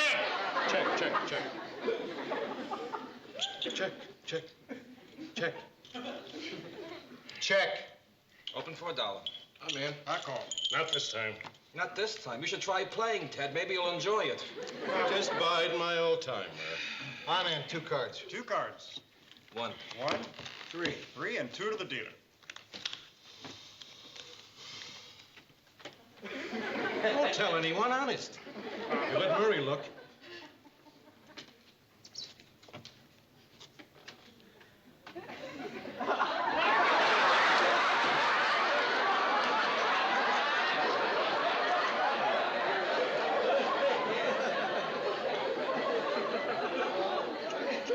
Okay, Lou. $5. See you, Lou. 4 jacks. Take it. Murray, why'd you stay? Well, I figured Ted didn't know what he saw. Illegal gambling. You're all under arrest. Hi, guys. Hi there. What is it, Mary? Oh, nothing. I just happened to be in the neighborhood, so I thought I'd drop in, see how things are going. So, how are things going? Well, I'd like to stop and socialize, but my main function in this game is coming up. Ante. Wasn't I in? Okay, what'll it be, boys? Let's see. No peaky low ball, spit in the ocean, or baseball? I want to play 7-card stud. 7-card stud. The 3s and 9s are wild, and 1-eyed jacks and black queens. But if you get a 4-up, you get an extra card down. Murray, can I talk to you for a minute, privately? Mary, to talk to you privately, I have to be dealt out of a hand. Yeah, but Murray... Why don't you write him a note and let Ted deal it to him? Check. Check. Is this your chip or mine? I think it's mine. How's it going, Murr? Well, not too good. What does that mean in, money? Well, I'm only about 20 ahead. Oh, well, that's great. You're ahead. You want to know how I'm doing, Mary? I'll tell you how he's doing. He hasn't played a hand all night, and he's winning. Check. Now, cost you $1. How's the food holding out?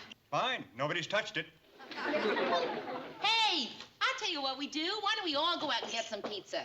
You just finish up this hand, and then we'll all go out and get some pizza. What do you say, huh?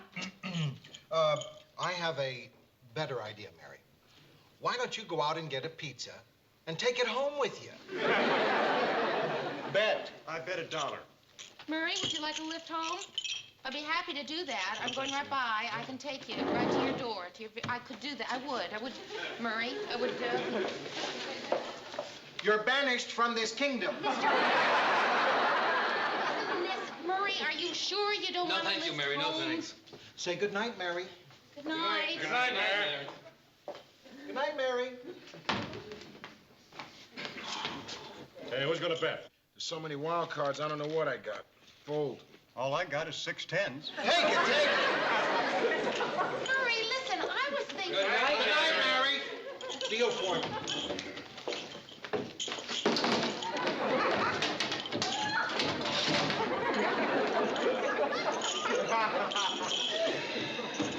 Okay, we'll play 5-card draw. Draw, good. All right, let's sit down and play some real poker for a change. None of this wild card junk. I'm with you, Lou. Check. Check. Did everybody ante, Lou? I was just going to. I'll open for 10. I'll see you 10, Ted. Raise you 20. I know what's happening. You're bluffing.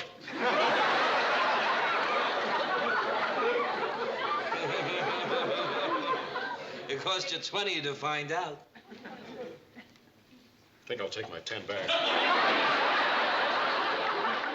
You can't do that, Ted. What do you think of these cards, Lou? It's a very good hand, Ted. A very good hand.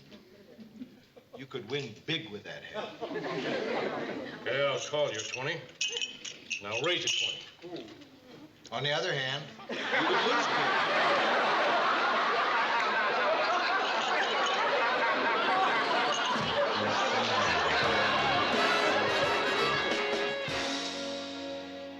Good morning, Mr. Grant. Hello, Mary. How'd it go Friday, after I was banished? Who won? Well, Mary, there's something you have to remember about poker. What's that? It doesn't matter who wins. It's being involved in a group activity with people you like. And Ted.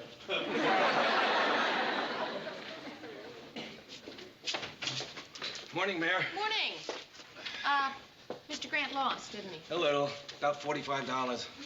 How'd you do? You were about $20 ahead when I left. I lost. The whole 20? Well, plus a little more. How little altogether? About $375. 375. Can't win them all. Murray, if you lost and Mr. Grant lost, who won? Hi, guys. Got my loot, Murr? You'll get it, Ted. You tell you about it, Mayor? I was just going to tell her, Ted. Mayor, the klutz got lucky. I'm ready to accept payment in full, Murr. The bank doesn't open till 10. Oh, all right. I won't push it. See you about 10:15. Murray, if you had to lose, why did it have to be to Ted? Well, maybe it's a blessing in disguise. See, I used to have this gambling problem, Mary, but it's all over now. And getting in that game, it all came back to me. What a terrible thing it is. I'm never going to play again. Never, really. The only trouble is I don't know how to get the money out of the bank so Marie won't find out how much I lost. Well, how are you going to get the money? I found a game for tonight. Oh. All I need is a little stake because I feel real lucky. I mean, I'm under no compulsion to play, Mary. It's just that I need the money to pay him back. And how are you going to get the stake for the game? All I need is one simple bet. One short thing. Bank's open in 10 minutes, Murr. Ted, why do you keep bugging Murray for the money? Because I need it. Why? Because he owes it to me. To Japan announced today that there would be further devaluation of the yen, speculating some months ago about Japanese Minister of Finance, Hideko Kawasaki.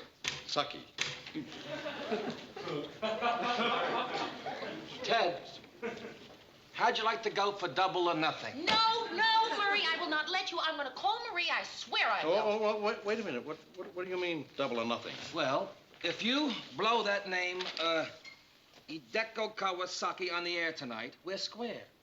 If not, I owe you $750. That's $750, Ted. Wait a minute. Let me get this straight.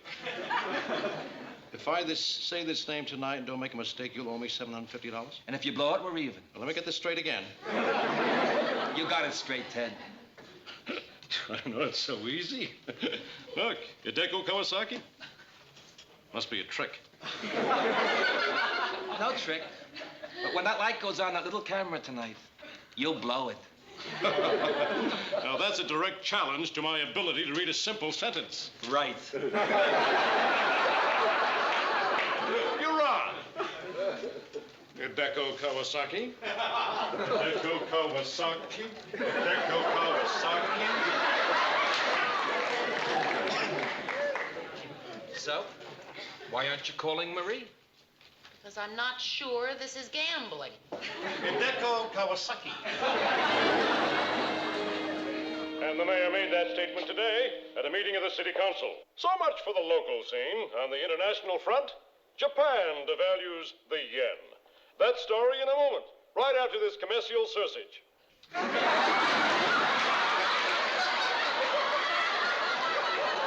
Murray, that's 6 big mistakes so far. You got the law of averages are against you. I have faith. He'll make 7. Hideko Kawasaki.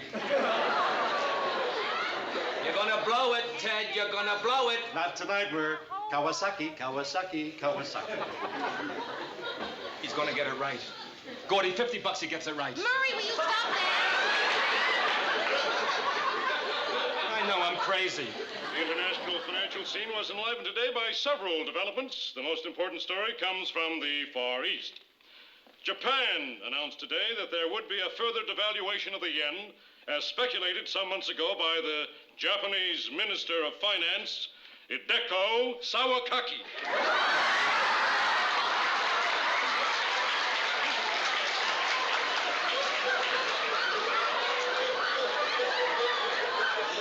Damn!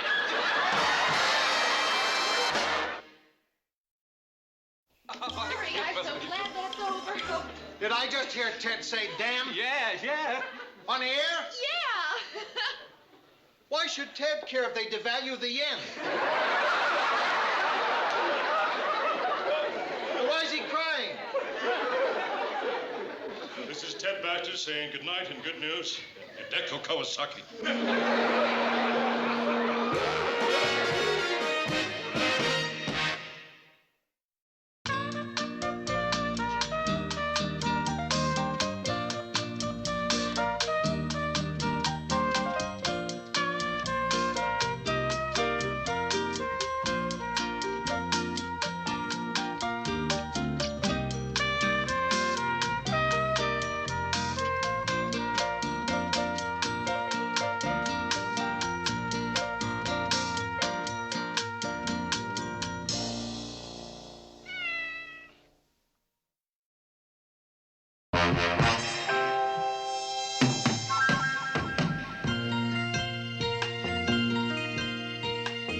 Who can turn the world on with her smile? Who can take a nothing day and suddenly make it all seem worthwhile? Well, it's you, girl, and you should know it. With each glance and every little movement you show it. Love is all around, no need to waste it. You can have the town, why don't you take it? You're gonna make it after all. You're gonna make it after all.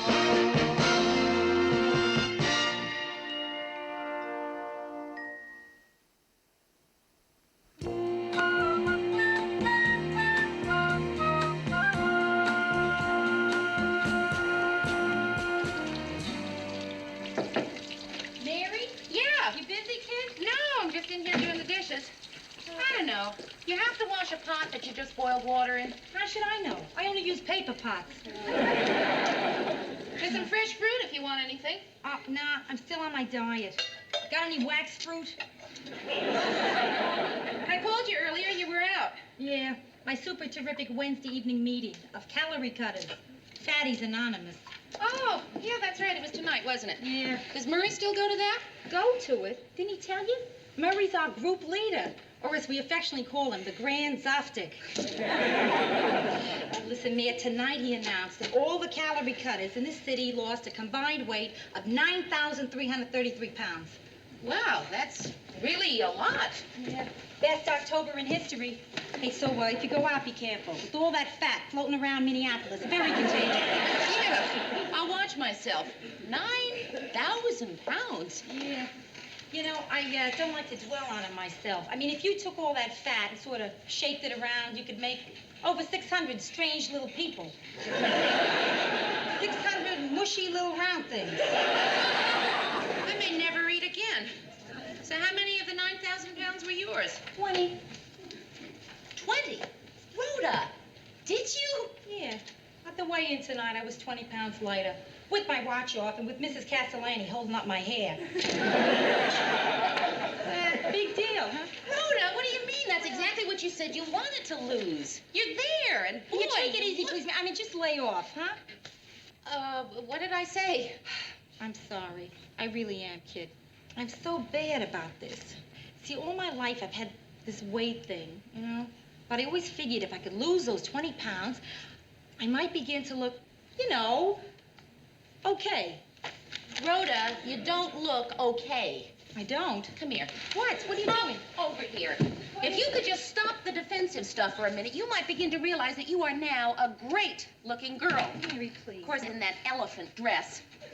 All right, I want you to just look in the mirror. Forget your Rhoda, who does a lot of put-downs about herself, and just look at yourself like a stranger. Hi, new in town? Will you cut it out and look? Look. Mary, you know something? It's going to sound silly, but I had no idea the whole look was, you know, so right. The figure, the hair. Oh, that's you. Oh. Always. Just wish you could begin to feel good about the weight you lost. How can I, kid? This is the first time in my life when I can't say, boy, if I could ever lose 20 pounds, just think how terrific I look. Maybe if I lose another 20 pounds. Oh. And have my legs lengthened.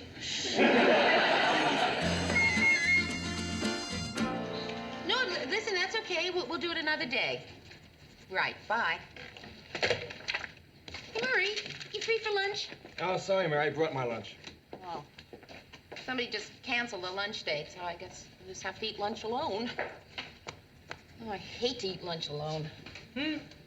It's horrible. You feel so self-conscious. Like you're sitting there chewing your food and you don't know where to look. How long can you pretend you're intrigued by cutting your food? So you try to act like you're really involved in reading the newspaper. Every time you try to turn the page, it wrinkles and it won't turn. And then you start thinking that people are staring at this poor fool who nobody would have lunch with. And who can't even turn a newspaper page without knocking over a cup of coffee. And it's horrible and I hate it. Why don't you bring your lunch? Oh, I hate to bring my lunch. Never know what to bring, yogurt or an egg, and the cold cut's always gone. Yeah, those 2 minute spots, Mary. Oh, Mr. Grant. Huh? By any chance, are you free for lunch today? Can't. Got a department head meeting. Maybe some other time, Mary. Well, I don't know how much you hate to eat alone, but here's a good chance to find out.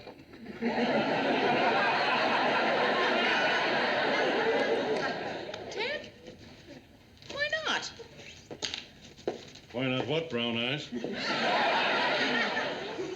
Well, Ted, I was just wondering if you'd like to go to No.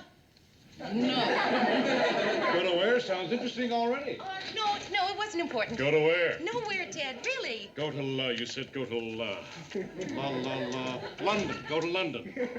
No. Luggage. Go to luggage. Now, London's best so far. Go to lunch. Go to lunch, that's it, isn't it? Would I like to go to lunch? You want to have lunch with me?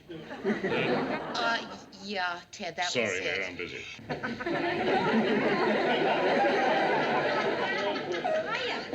Hiya, Rhoda. Rhoda, you saved my life. Terrific. You're getting to be psychic. Let's go to lunch. I'm having lunch with Murray. Lunch with Murray? Yeah. See, I start my maintenance today on the calorie cutters thing. And yeah, it's my first day. Murray's in the middle of his maintenance, so we figured, misery loves company. Yeah, but look at her. Doesn't she look fantastic? She does, and I hope you are taking notes. Mary, come on. What do you say, Rhoda? Hiya, Lou. Hey, you look different. You know, really good. I like it. Yeah. I like it back here, too. I have a feeling he's going to kick my tires. How'd you do it? Well, I just lost some weight, that's all. On calorie cutters. Oh, that thing Murray's on. Right. Yeah. Well, it really looks terrific. Thanks. Maybe someday I'll do it, too. Yeah. If I ever feel that I'm overweight. Thanks a lot, Murray. Okay, what'd you bring, Rhoda? Oh, well, I got my 2 ounces of hard-boiled egg whites here, and my 4 ounces of low-fat, small-curd farmer's cheese. Listen, I know you guys are on maintenance and all, but if I went downstairs and got some food and brought it back for myself... Sure, Mary. Are you kidding? Bring it right up. You have your lunch right here. Hey, Rhoda, look, I got this terrific new book on cholesterol. It shows you how fat globules are broken down. So that's what a fat globule looks like. Listen, guys, I think I'll just have lunch alone. Mary? Yeah! So I'm right in Phyllis's apartment. Either she's back from Europe or her burglar's afraid of the dark. She got back last night. Well, congratulate me, kid. I just completed my first day of maintenance. Oh, Rhoda, I'm... No, listen, no, I'm no, sorry. no. You sit there and you finish that. I mean, you have a right to live too, right? Mia? What does chocolate taste like? Taste like? Really? Yeah, I can't remember. Please, just tell me. And don't hold anything back.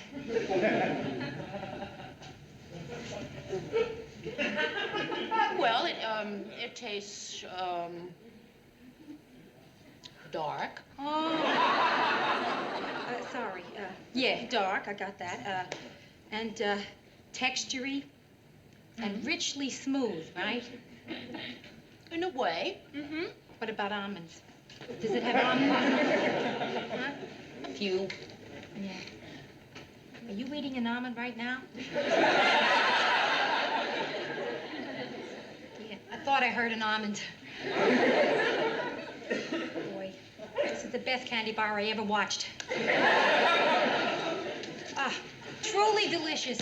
Yeah. Hey, you know what I'm in the mood for? Butter pecan ice cream. Why don't you have some butter pecan ice cream? Huh? I don't think so. Thanks anyway, though. Maybe later? Yeah, we'll see. Oh, Mary. Hi. Hi. Phyllis, welcome home. How are you? Oh, what? I don't believe it. You've lost so much. Oh, yeah. But you must have lost. Yeah. Well, all I can say is you really dropped a ton. No, she's right. It's exactly true. I did drop a ton. Why shouldn't she say it? Well, there are ways of saying No, Mary, things. no. Phyllis, you're a breath of fresh air. Our own little voice of truth. And that's why I've been saving my news, to tell the two of you. You and Phyllis. Okay, now listen to what happened. I'm so glad you said that about truth, Rhoda. I always try to be truthful. Great. Well, here goes. My News by Rhoda Morgenstern. Thank you. I work at Hempel's department store, right? And down at Hempel's department store, they have hundreds of employees, right? Right. Well, they had to choose 10 girls to be contestants for their beauty contest. And guess who those geniuses picked as a semi-finalist? Just guess. Rhoda, how wonderful. No, Mary. I want to hear what Phyllis says. Yeah, Phyllis, that's true. I, Rhoda Morgenstern, am in a beauty contest. What do you say to that? Congratulations. Congratulations? How can you say that? I shouldn't be in that contest. Why not? You look fantastic. Thanks a lot, Phyllis. I can get that kind of stuff from Mary.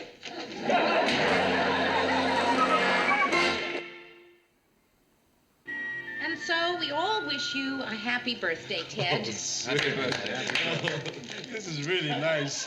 You guys shouldn't have done it. Just this one? Yeah, we all chipped in for it. Oh, cufflinks. They're beautiful. Look how they match. The price tag. Oh, Price tag. I'll get that. Gee, this is really moderately nice of you guys. Thanks. Well, happy birthday, Ted. Thanks, Mayor. Oh. Thanks, Murray. Thanks, Lou.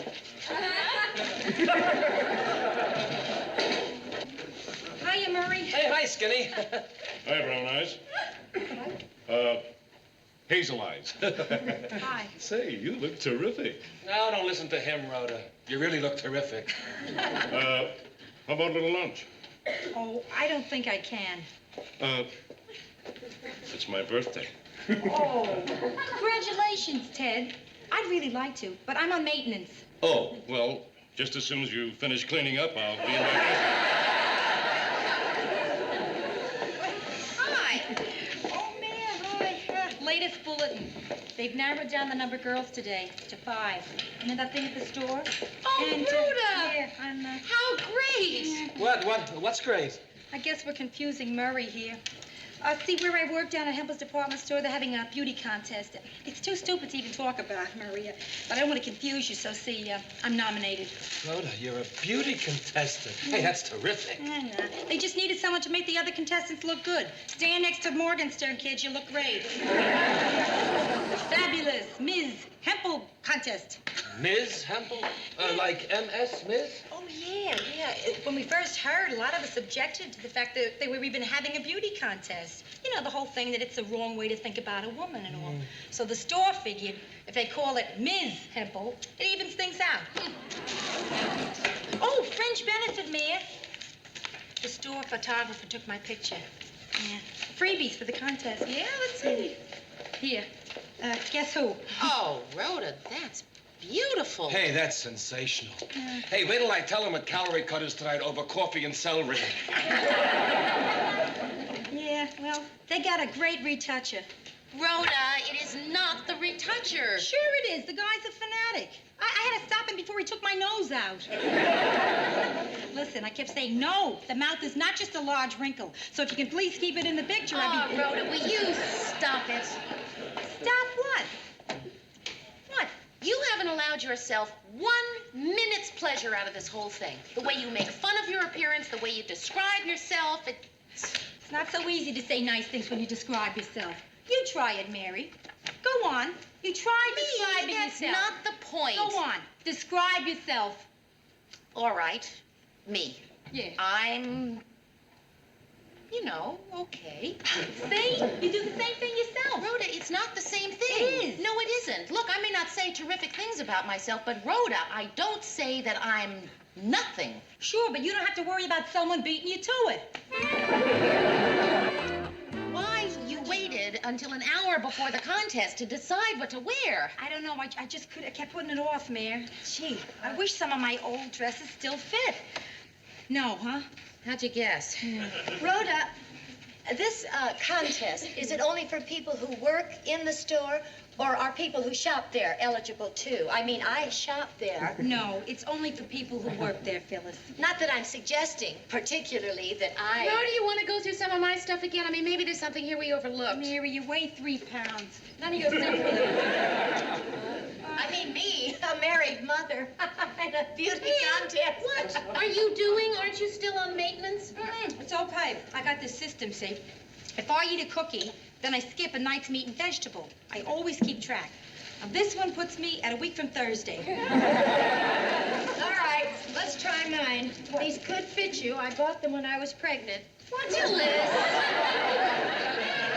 Just slightly pregnant. There are some beautiful things here. I have no idea what I've collected over the... Oh, I miss you. Oh, Mary, remember this? Yeah. I used to absolutely live in this. But now, well, as an informed citizen, I feel that ecology is more important than vanity.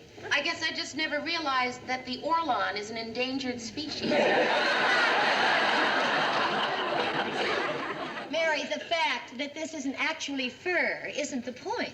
The point is that if I wore it, people would follow the example of what they thought it was. I see what you mean. Then everybody would walk around wearing, matted down cheap synthetic. Mary, some of the things you have here are great. Hey, how about this? Look at this. No, I already tried that one on. No, not for you, for me. Lars and I are going to a dinner party Friday night. Hey, Mary, could I borrow? Sure, go ahead. Oh, thank you. What? Oh, remember when we were kids, we used to sit in front of the TV set and watch a beauty contest? It was always so exciting. Yeah, it was. And the winner always seemed to have one of those two-part names, didn't she? Mary Jo, Mary Lou, Mary Mary Ann.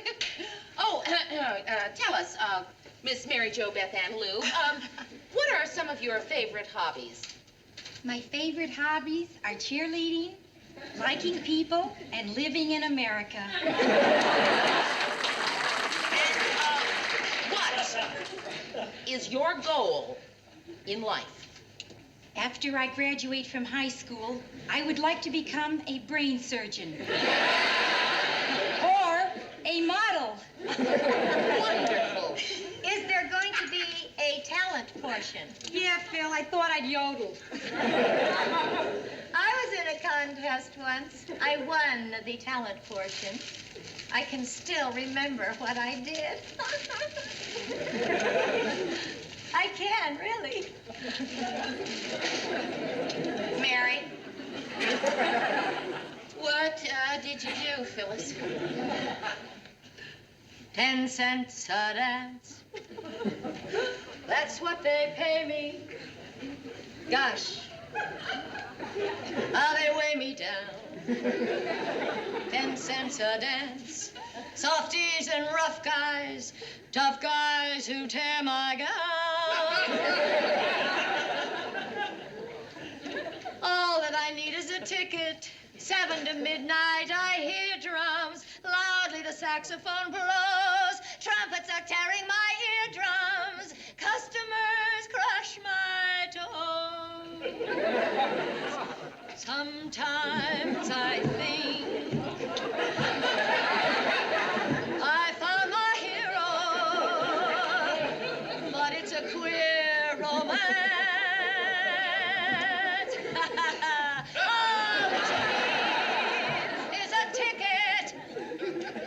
Come on, big boy. 10 cents a dance. I won a big box of chocolates for that. These are great, these shoes. Hey, you know what? They look wonderful with this dress. Go ahead, take Mary, think I could dye them? No, It's all right, I don't want to anyway. Please, Drew, wait. Listen, I'm starting to go slightly crazy, so I think I'm going to just ask you guys to get out so I can get ready, you know? So, I'm sorry. It's just that I'm... it's okay. Okay, I just feel very... I know. Phyllis, please. No, I'm just getting my coat. Oh. I miss it.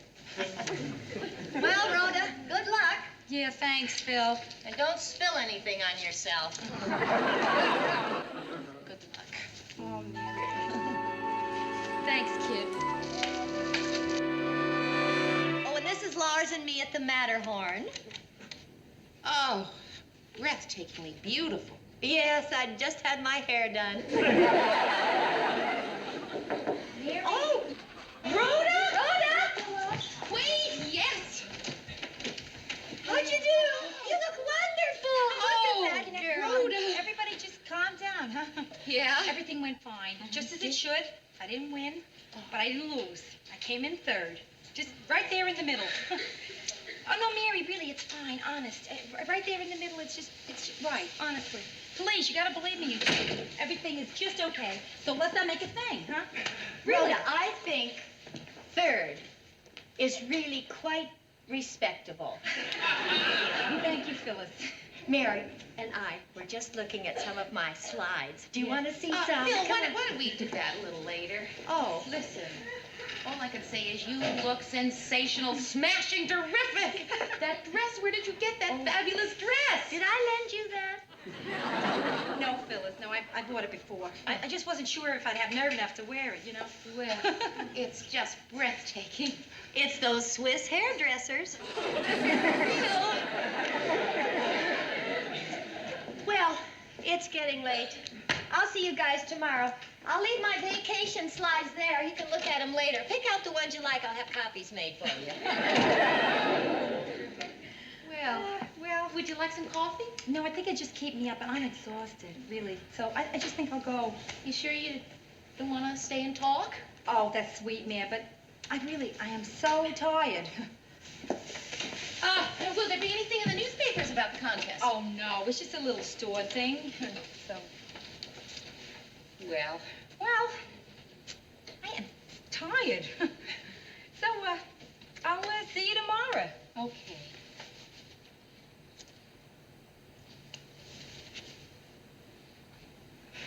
Okay. I wasn't going to tell anybody this, but now I've decided I want to. I did not come in third. I won. You won? Oh, I didn't tell you, Mayor. I mean, I lied to you because, I don't know, I was afraid everybody would make jokes and things. Jokes? Well, Come in here and tell me about it. Well, it's just, it was nothing. I mean, it was nothing special.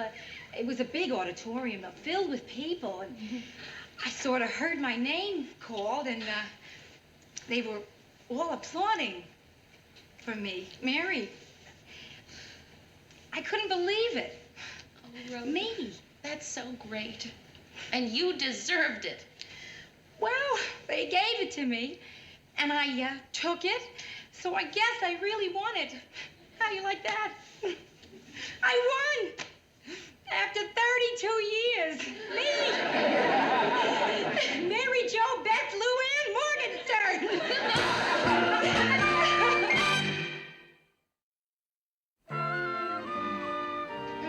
Terrific brownies, Mary. Rhoda, why are you eating brownies? Oh, it's okay. I can eat now. See, I won a middleweight beauty contest. Now I'm going after the heavyweight. I almost forgot. Special added attraction. I left it out in the hall. What? Now, you stay right where you are, Mayor. I want you to get the full impact of this. Now, if you're interested in how we do things at Hempel's department store, there's a right way and a wrong way. Yeah? Voila! The wrong way. Rhoda, that is incredible. It's your class with a capital K. I have to return this stuff in the morning. Yeah, this to the junk jewelry department and I guess to the junk cake department. Mary? Oh. Wow. Boy, you sure make a big fuss over third place. I won, Cookie.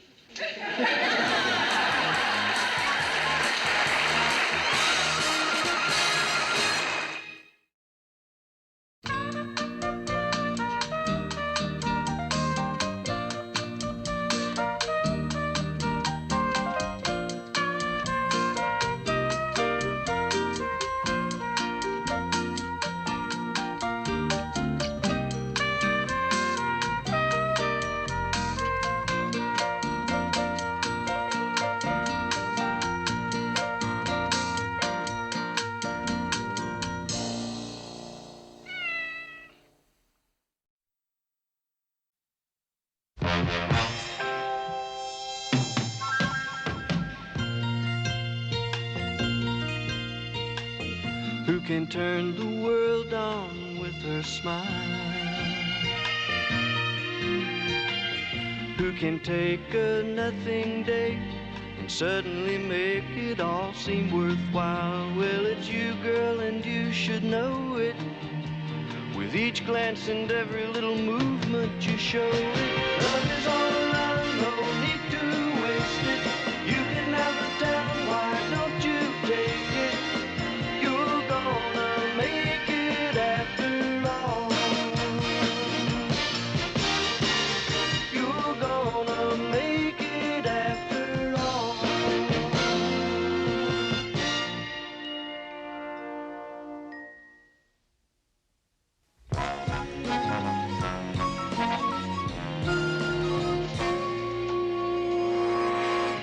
Hey, Murray, listen to this. Roy L. Scutch of Winnebago got a surprise yesterday when he harvested his crop and found an 11-pound turnip. But what's so amazing about that? We have a 165-pound vegetable doing the news every night. You know, Murray, it seems to me there are a lot of stories like this that we don't think are so important, but other people just might find interesting. The only way we'd do that story, Mary, if Roy Scutch were killed by an 11-pound turnip. Oh, Murray. Here's some changes. What are you cutting now? Oh, nothing. It's... Nothing?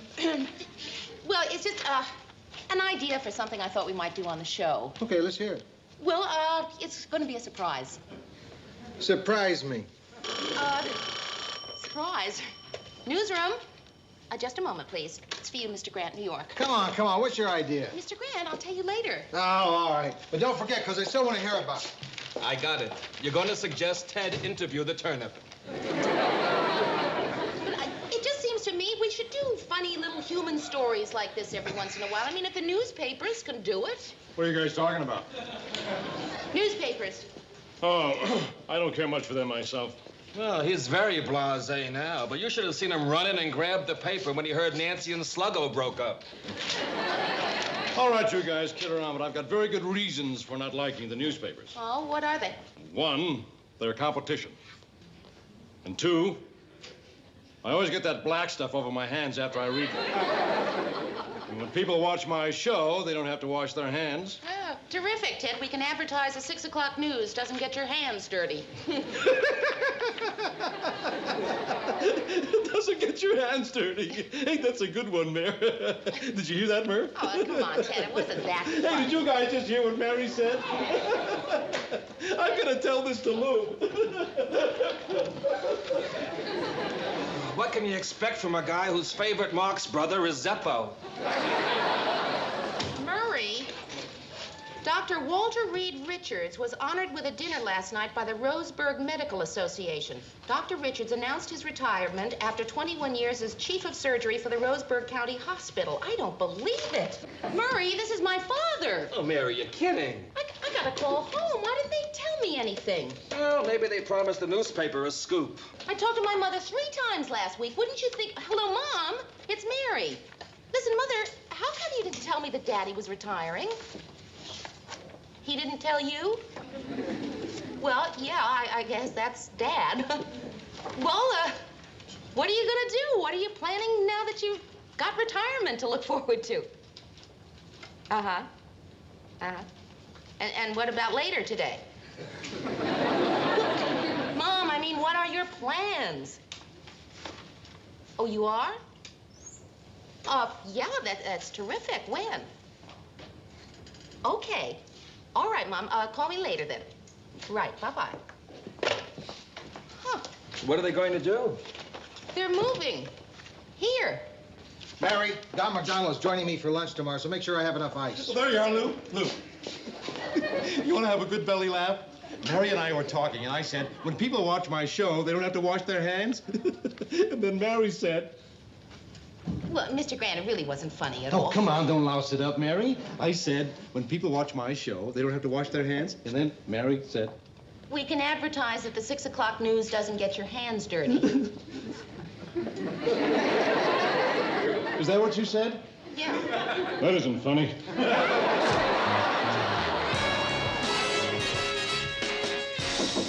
Hiya. Oh, hi.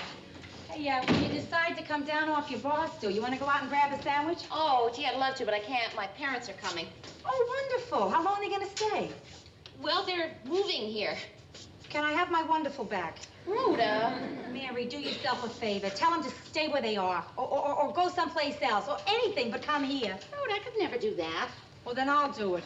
Don't worry, I'll make the call anonymous and in very good taste. It's too late. They've already left. They'll be here any minute. Mary, you have got to send them back the minute they get here. Listen to the voice of experience. When I lived in New York, my parents kept following me all over the Bronx. I'd move, they'd move. Once I told them I was moving, they moved, and I didn't. I thought I finally lost them, but no, they picked up my trail. So what could I do? You moved to Minneapolis. I moved to Minneapolis. Rhoda, it doesn't have to be that way. My parents and I have always gotten along just great. My mother is terrific. Uh-huh. No, really. My dates used to like her as much as they like me. Oh, that's swell. There isn't enough competition running around. But tell me, Mia, these perfect parents of yours, did they ever bring up the subject of why you aren't married? Well, not directly. Every once in a while, my father used to mention that he was the only department head in the hospital who didn't have any grandchildren. Was that his or yours? Oh, no, that was his, just to let me know he was kidding. Stop it. Hey, Rhoda, you remember that party I gave and your date made those dumb paper airplanes? Yeah. Little souvenir. Hey, you know, I haven't seen him since that evening either. See if he's up there, huh? Boy, no wonder I haven't seen him. Here's my phone number. Will, what do you think? How does the apartment look? Clean enough? Clean enough for what? For my father. You see, do you see what's happening? They aren't even here yet, and you are cleaning an already clean apartment. Rhoda, it's just that my father's never been here, and I want the place to look clean. So, how tall is your father, anyway? I don't know. Maybe it's because Daddy's in surgery, but he's always been very particular about everything he comes in contact with being germ-free. Oh. Where you going? I gotta boil my sweatshirt.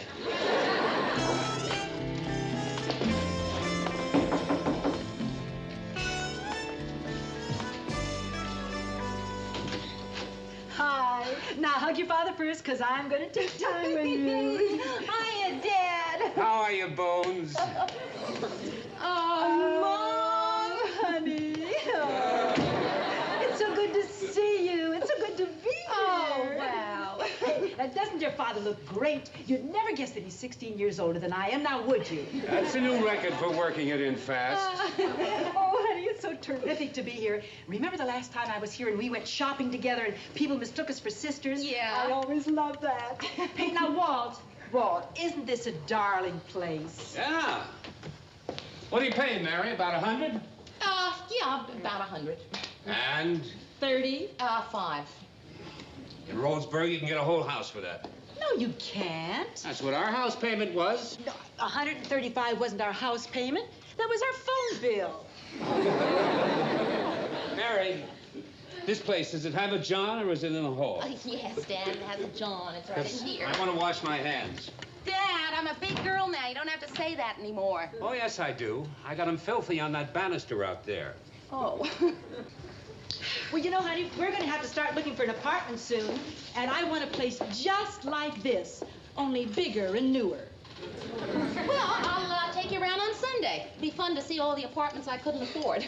How do you think you're going to like living in Minneapolis? It's going to be pretty different from Roseburg. Right. Mary, I want you to know that moving here wasn't my idea. It was your father's. Oh.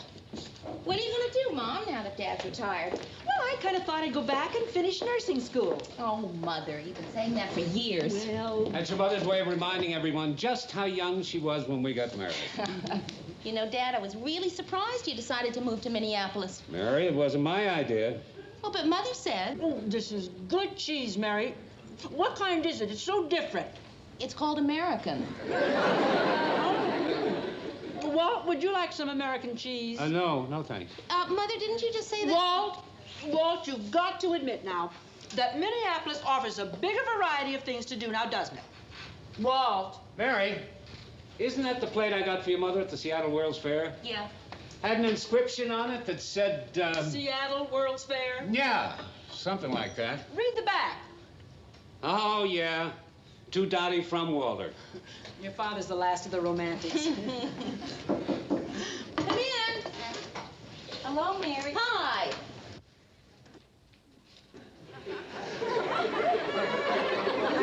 could come back after inspection. Rhoda.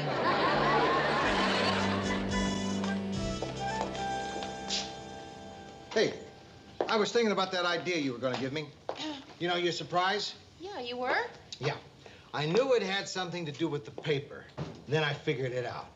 You're going to suggest that we replace Ted by televising newspaper clippings, aren't you? No, Mr. Grant. Oh, that's too bad, because it's a good idea. What's your suggestion? Well, I was going to work up a whole presentation for you, but I haven't had the time.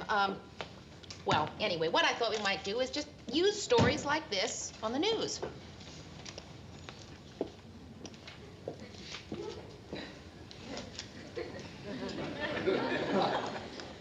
You mean to say we missed out on the turnip story?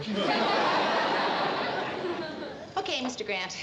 Biggest turnip story of the century, and we missed out on it. Sorry, Lou. It was either that or the yam that looked like Millard Fillmore. I blew it, Lou. An honest mistake. Well, don't let it happen again. Well, if you like it that much, I'll type it up for you, Lou. Yeah, this is what I love about working here. I mean, you guys are just so much fun. After that, you're still looking for cute little stories? I'm looking for a cute little apartment for my parents. Oh. What part of Minneapolis you looking in? St. Paul. St. Paul?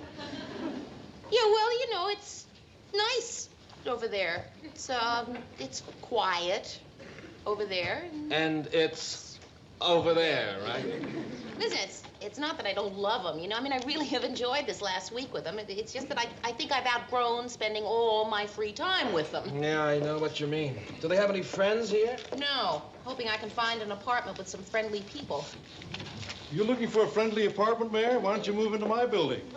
Oh, well, gosh, Ted, I don't think I could stand all that happiness. Anyway, it's not for me, it's for my folks. Well, that's still all right. There's plenty of vacancies. I wonder why. Anyway, Ted, don't you live in one of those swinging singles buildings? Yeah, it's swell. We've got a social director, sweet rolls on Sundays, volleyball tournaments. Of course, I'm the biggest celebrity there. Oh? The guy with the chimp must have moved. My mom lives there, too. Your mom? Oh, she's single. But she was married once, wasn't she, Ted? Oh, sure. Everybody loves Mom. If your folks move into the building, they'd love her, too. Yeah, well, the thing is, they're not single, Ted. Oh, yeah. Well, if they ever decide to break up, send them over. He's a happy man, Murray. I know. It drives me crazy. Excuse me, is this where... Oh, hi, Mary. Dad! Hi! What are you doing here? I was at the hospital right around the corner. You were at the hospital. Is anything wrong? Uh-huh. Oh, just dropped in to watch a couple of operations. Well, how were they? Fair. They don't even give you a private office, huh? Oh, well, Dad, see, a newsroom is like that. You know, everything's sort of out in the open. Nobody has any secrets, so nobody needs an office. Except for Mr. Grant. He's got a, you know, not that he has any secrets or anything. He's just, you know, got a, Murray, this is my dad, Dad Murray Slaughter. Mary talks about you all the time. It's a pleasure. Thanks. This is really a nice surprise. Come on, I'll buy you lunch. Oh, gee, Dad, I'd like to, but Well, if you can't make it, I understand. No. I'll rearrange a few things. Hey, I got a couple of apartments that I think are kind of interesting. Oh, we already rented one this morning. You did? Mhm. Here in Minneapolis? Yeah, where else? Oh, well, I was just thinking it might be over in well, whereabouts? Well, after we had breakfast with you this morning, we just drove round and round until we found this place. I've got the address right here. Dad, that's right around the corner from my place. She couldn't find anything in your building.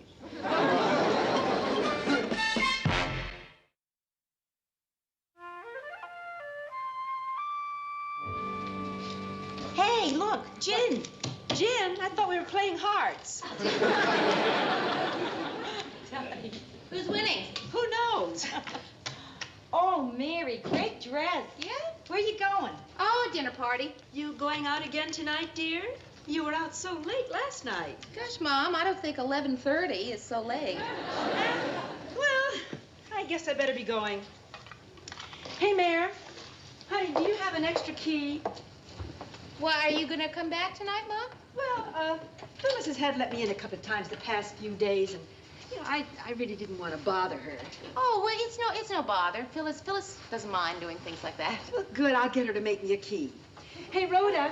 Yeah? Would you like to go to a movie later? Sure. As long as it's not one of those sexy ones, All those naked bodies just remind me of work. I'm there. What is it you do, dear? Mannequins. I dress mannequins in a store window. Thank heavens. Well, have a good time, honey. What time do you think you'll be home? Gee, I don't know, Mom. Well, have a good time anyway, dear. And don't forget tomorrow's a working day. I won't. Hey, Rhoda, I'll pick you up at 8, okay? Good deal. And listen, I'm not going to change. Oh, no, me neither. Be prepared, they'll take us for sisters. Probably, though. Bye. So long. Gee, I can hardly believe she's your mother. Yeah? Why? Oh, Mary, she's so young. She's just like a regular person. If my mother was here, she'd be driving me crazy. Rhoda, she's driving me crazy. I know. Does it show? Do you think my mother knows? They never know.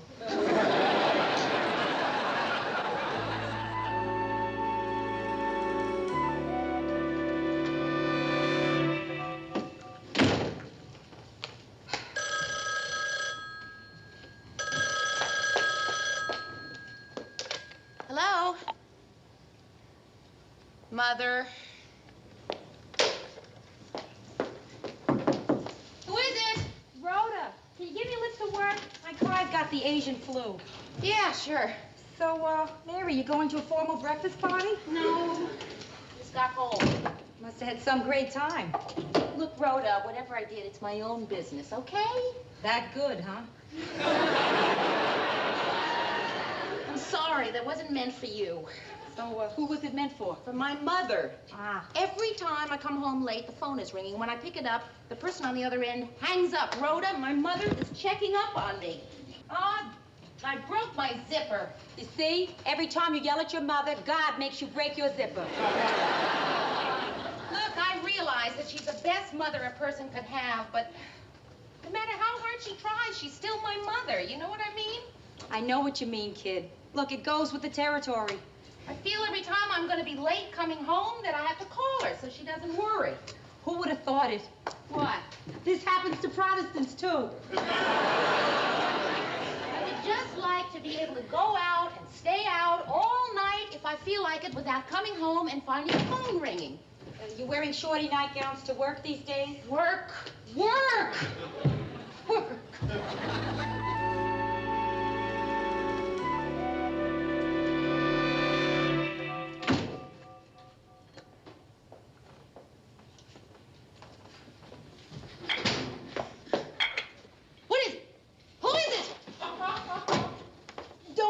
Pizza cart like that, the cheese will all slide off the crust. Mother, what are you doing here? Well, I had some extra meatloaf left over, and I knew you'd be tired and wouldn't feel like cooking. You, just happened to know that I'd retired, huh? Well, you worked all day, didn't you? Look, you can barely hold your eyes open. Mom, my eyes have never been opener, and as for the dinner, thank you, but I have a pizza. Oh, Mary, you can't eat that. Mother, I'm going to eat my pizza. Okay. Okay, you can have the meatloaf tomorrow. It's always better when it's left over anyway, so I'll just leave it over. We're just on my way out anyhow. Hey, Mom. Huh? Thanks for the meatloaf. I made it just the way you like it. How was your date last night? Fine, thanks. What did you do? Mother, I'm not going to tell you. I know what it is. What? You always get cranky when you're sleepy. You've been like that ever since you were a baby. Mom, listen, I'm not a baby anymore. See, I don't need my mommy bringing me meatloaves, and I especially don't need her checking up on me every minute. I haven't been checking up on you. Oh, come on, Mom. What do you call this meatloaf if it's not checking up on me? Maybe I have been around here too much, but it's not because I've been checking up on you. Mom, you haven't been around here too much. Why have you been around here so much? Because I like you. Well, Mom, I like you too. But liking doesn't have anything to do with it. Well, if I knew you felt so strongly about it, I wouldn't have brought the meatloaf. Mother, we are not talking about the meatloaf. Well, then what are we talking about? Mom, will you stop crying? That isn't fair. I'm not crying. Mom, we are talking about the phone call this morning. Now, if that's not checking up on me, then I don't know what is. What phone call? Oh, Mother, you know what phone call. Who is it? Me. I went home thinking I might get some dinner. Oops, don't let me kill the fun. No, Dad. Please, Dad, stay. Mother, are you telling me that you didn't call me this morning and then hang up when I answered? Hang up? Why would I call you and then hang up? Well, then if you didn't call, who did? I did. You did? That's right. I got home from my AMA meeting at 11 o'clock, a respectable hour, expecting to find my wife there. And when she wasn't, I called here, and my daughter wasn't home either. Well, Miss Nightlife here finally showed up at 12:30. But by then, I was so used to calling you, I just kept it up until 8:27 this morning. You got home at 8:27 this morning? More or less, yes. Dad, as long as you were on the phone, why didn't you just say hi? Because I didn't want you to think I was checking up on you. I figured since you were well enough to answer the phone, everything was okay. I shouldn't have hung up. I certainly agree with you there. What I should have done was ask you where the hell you were until 8:27. Dad, look, I am over 30 years old. I don't have to answer that. I don't care how old you are. You're still my daughter, and I've still got the right to worry about you. Okay, look. When you lived in Roseburg, you didn't know where I was half the time. It didn't bother you then. Oh, yes, it did. Well, plenty of times I started to pick up the phone, but I didn't. Well, why didn't you? Well, it was long distance.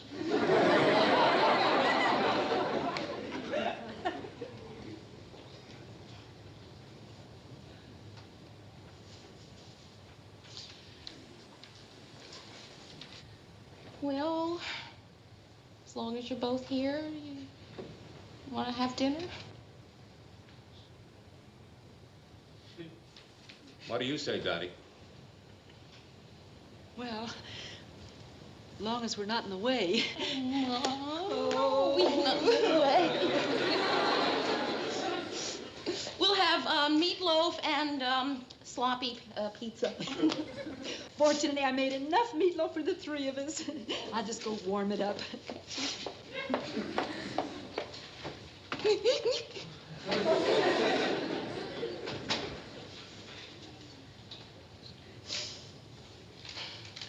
You know, you still haven't told us what you did last night. I know. You're not going to tell us. Oh, Dottie, I guess we'll just have to get used to that. You're right. We'll just have to get used to that. We'll never get used to that. And that's the first visit by an American Secretary of Agriculture to Miami Beach. Who timed this show? We're going to end up about a minute short. Give me something quick.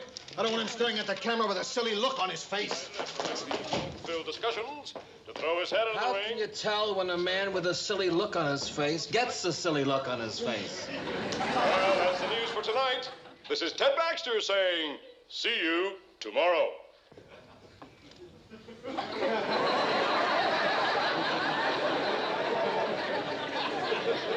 That's how. Hold it. I've just been handed this late-breaking bulletin. Royal Scotch of Winnebago had a surprise yesterday when he harvested his crop and found an 11-pound turnip. Repeating that bulletin.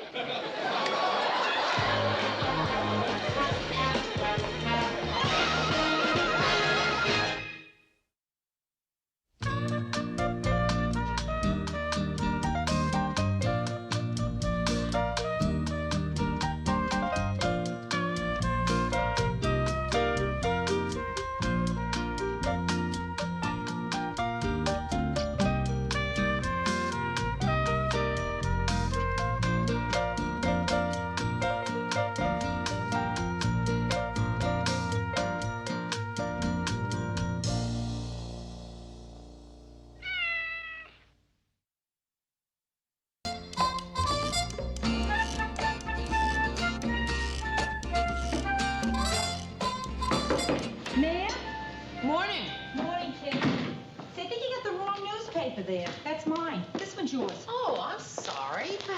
Wait a minute. Rhoda, what difference does it make? They're both the same. What's your headline say? Something about transit strike averted. Mine says, Mary Richards is a terrific date. Hey! Oh, you know who had this made up? Wes Callison. Probably had it done at one of those novelty stores, and then he dropped it also. I'd find it this morning. Wes, is that the guy you were out with last night? Yeah, gee, this is just like him. He is such a fun guy. I met a fun guy like that at a party. Oh, he was wearing Bermuda shorts, a propeller beanie, and a T-shirt that said Olympic Sex Team. Do you know what really bothered me, Mayor? It was a come-as-you-are party. No, Wes isn't like that. He's really great. He's sweet and got a great sense of humor. He's the kind of guy you should meet. No good, Mayor. I always get a guy with a great sense of humor. What I'm looking for is a guy with a great sense of serious. So what's he do? He's a writer at the station. News writer, huh? No, he's a comedy writer. What show? Chuckles. Chuckles the, clown. But it's only temporary. He really wants to be a comedian. Wait a minute, Mary. Are you telling me a grown man actually sits in front of a typewriter and writes, Chuckles hits Mr. Pussycat over the head with a rubber chicken? I really don't know. Rhoda, if you'll excuse me, I am kind of late for work. Mary, I would bet anything he wrote the Chuckles anthem. How does that go again? Come on, girls. Come on, boys. You can make a lot of noise. Run around, cavort, cut up. There are no grown-ups here to say, shut up.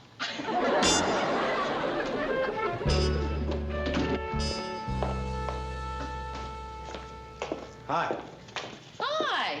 Hey, you're in kind of early, aren't you? I had to. Chuckles was on the warpath again. He didn't like my last script. This is Chuckles' idea of a rejection slip.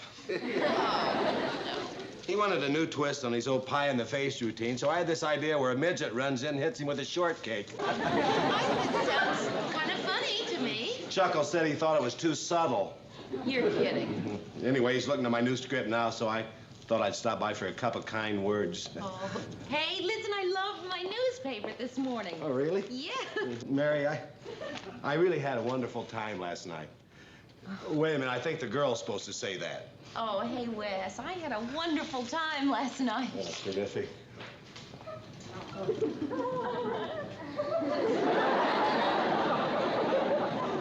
Well, anyway, I just came in early just so Chuckles thought, that I would come in early.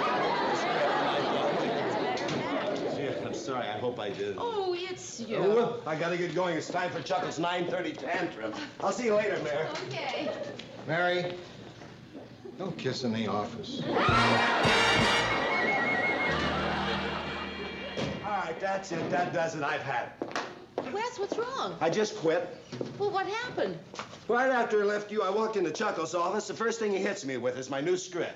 What was the matter with it? I don't know. He just kept hitting me with it. One thing led to another, and, well, I quit. Mary, I'm supposed to be a writer. You want to see something? Look at this. Look at that. This is what he makes me wear in the warm-up before the show. Do you know what it feels like for a grown man dressed like this to stand in front of a bunch of screaming kids going, chaka-laka, chaka-wak, chaka-laka, chaka-wak? It's not dignified. Hey, Murr, this is really neat. Why don't we get some T-shirts like that with my face on it? Ted, would you go somewhere else and talk about T-shirts, please? Oh, sure, okay. I think you did the right thing. You do? I do. Boy, I don't. At least I won't go hungry. I got a whole gag file full of shortcakes. Well, we don't have those kinds of problems in our show, do we, Murr? We're more than anchorman and writer. We're comrades in arms. Pals. Buddies. Amigos. Ted, I wouldn't go that far. Murray, do you remember when Mr. Grant said something about doing a 5-minute humor spot on the news? Yeah, he even had a title for it, The Lighter Side. Wes could do that. What do you mean, write it? Yeah, he could write it. He could perform it, too. Not on my show. I mean, he's always wanted to be a comedian, and I think he has done some performing. Not on my show. I think it's a terrific idea. Mary, tell Lou this is my show, and nobody goes on it unless I say so. Okay, Ted, I'll tell him that. Second thought, I'll tell him myself. Lou, how you doing?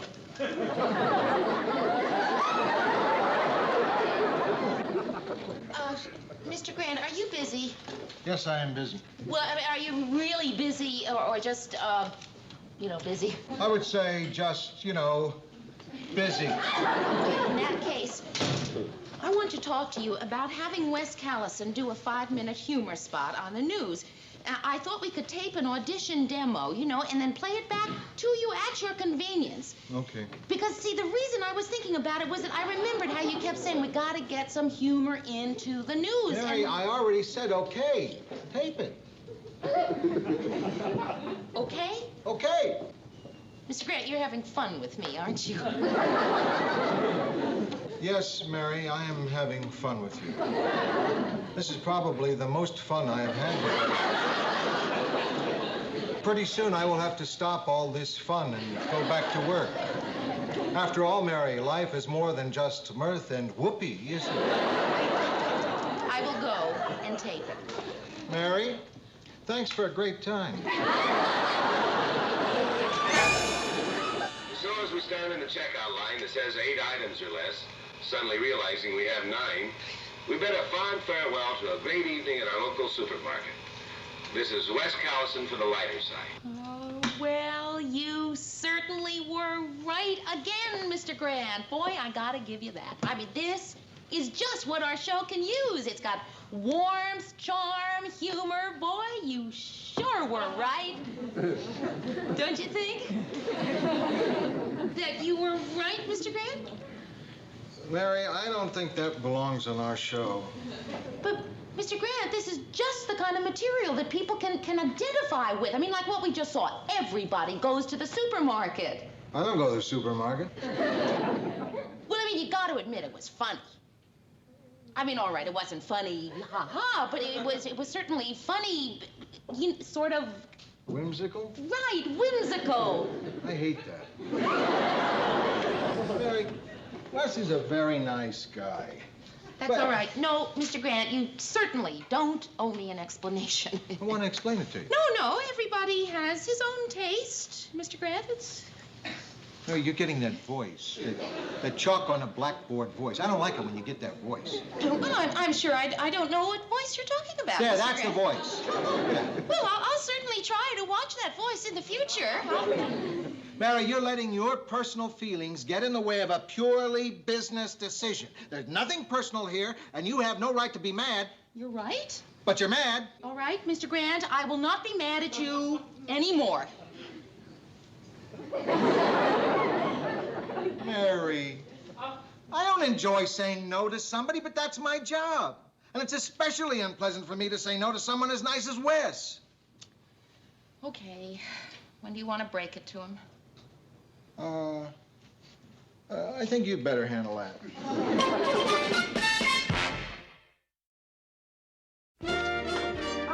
Mary, you got a great dinner working there. Rack of lamb, fresh asparagus, chocolate mousse for dessert. Yeah, well, I figured it's the least I can do for him. Gonna give Wes the bad news tonight, huh? Yeah, gee, I wish there was some nice way to break it to him.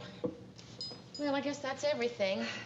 Oh, everything except the scotch. I forgot to buy scotch. Oh, Mary, you better get some scotch. I mean, it's hard for a guy to drown his sorrows in fresh asparagus. Phyllis usually has some scotch. I'll see if I can borrow some from her. Hey, Rhoda, would you stick around for a few minutes in case Wes shows up? I'll be right back. Sure.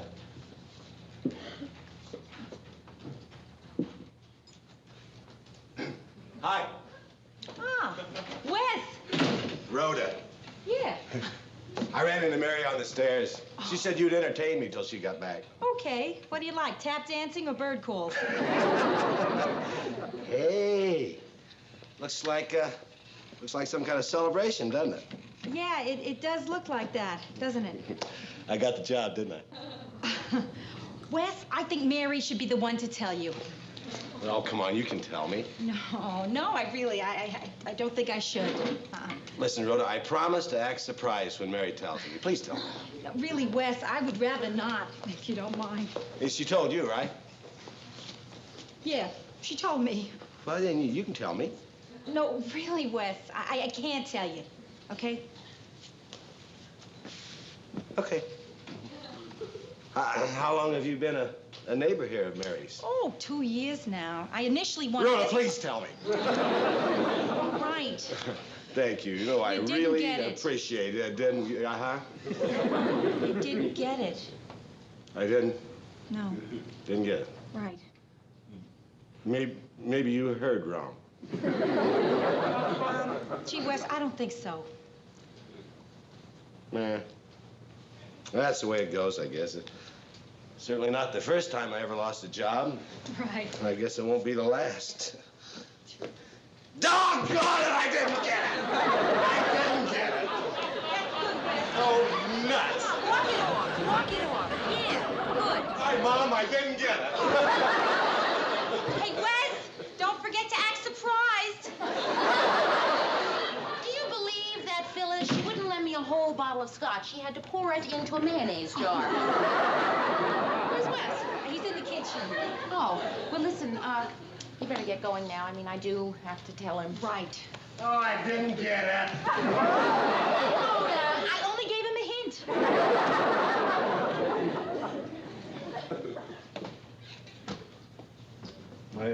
I didn't get it, did I? No. Certainly not the first time I ever lost a job. Doggone it, I didn't get it! And I guess it won't be the last.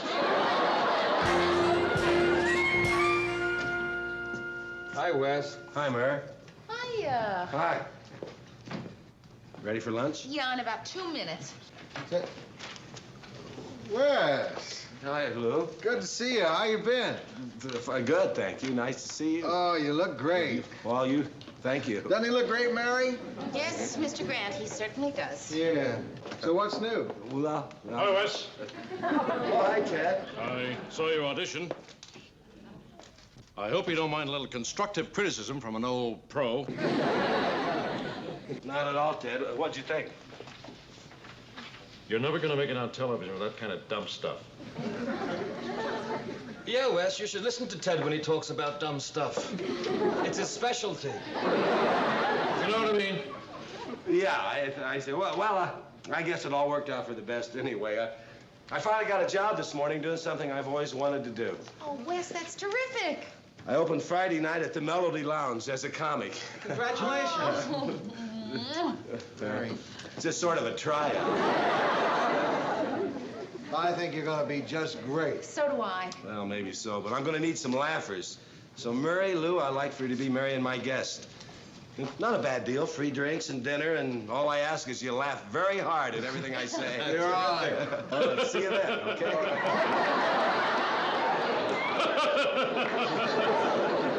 Oh, Ted, you're welcome to join us if you're not busy Friday. Oh, thanks. I'll see if I can make it.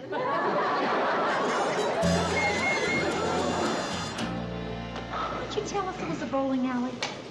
I didn't know. Too bad. If I'd known, I would have brought my ball. You can bring us some drinks when you're ready. Not a very big crowd, is it? Well, it's early yet. I mean, you know, it'll fill up as soon as the show starts. Don't you think, Mr. Grant? Yeah, you look like the 6 and 7 lanes were about finished. Oh, here come some people now. I told you, madam, I don't care where you sit. I don't work here.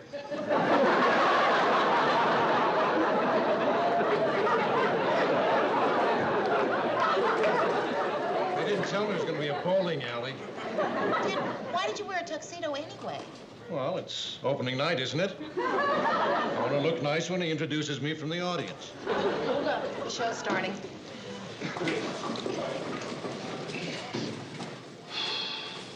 Good evening, ladies and gentlemen. Melody Lounge of the Midtown Bowling Lanes. Bruno D'Angelo, general manager, operating 24 hours a day, is proud to present a rising new comedian, Wes Callison. Thank you. Nice to see you all here. A lot of you are probably wondering who I am, so I thought I'd tell you a little bit about myself. I come from a little town in Kansas to show you the kind of town it is. They didn't have a movie camera in the bank to take pictures of a robber. They had an old man in the back doing charcoal sketches. I don't get it. Then I left Kansas to go to New York to become a writer.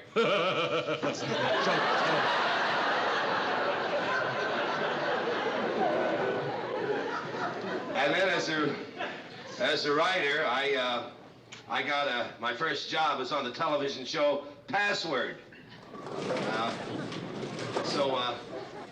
Now, with your permission, I'd like to do some of the more famous words I wrote while on that show.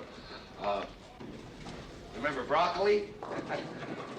How about boxcar? Brings back the old memories, doesn't it? Droopy, Zenith, and the ever popular noodle. By the way, if any of you remember any of these words and want to say them along with me, don't be afraid to. And then I wrote cupcake, lips, and my favorite, and I certainly hope one of yours. Huh?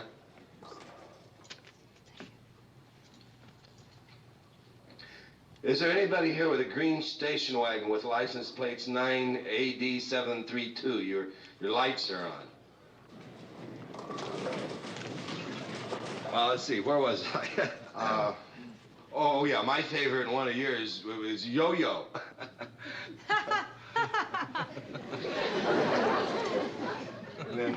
Then later on, I was fired from Password by Alan Ludden when I used the word xylophone in the lightning round.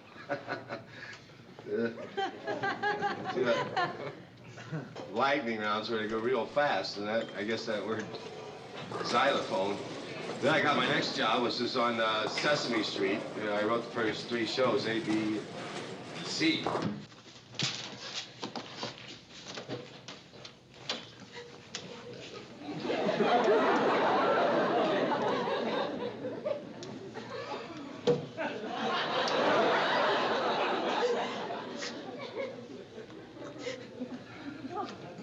Mary, Mr. Grant, you can't come in here. I know.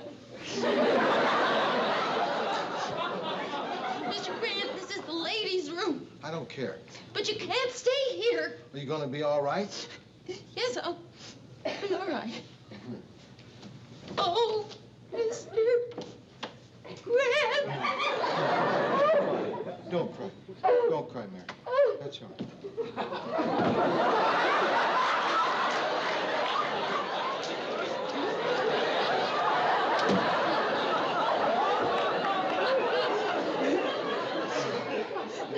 Poor Wes telling all those wonderful, wonderful jokes to those bowlers.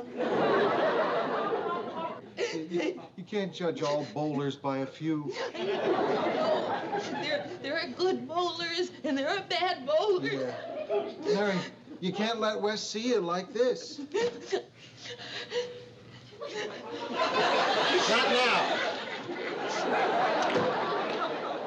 This was such an important night to Wes. He was counting on it so much. And I don't have a handkerchief.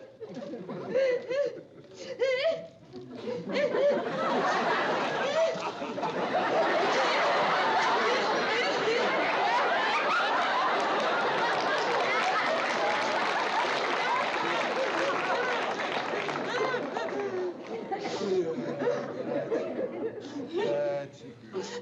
Yes.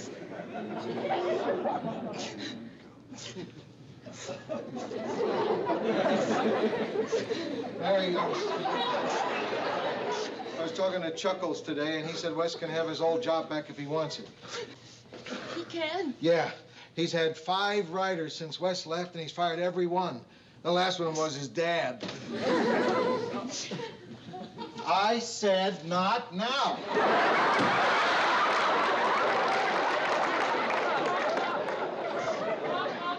I'll be all right now. Good. And thank you, Mr. Grant. Oh, you're welcome. You can come in now. Come on. I fixed it. And did you ever wonder if Paul Revere had been English instead of American, would he run around town yelling, "Go back to sleep, go back to sleep"? or you ever think if a horse had a sore leg, would Sit they down. call it He didn't finish. a Charlie person? First of all, I was born a gypsy. But when I was a baby.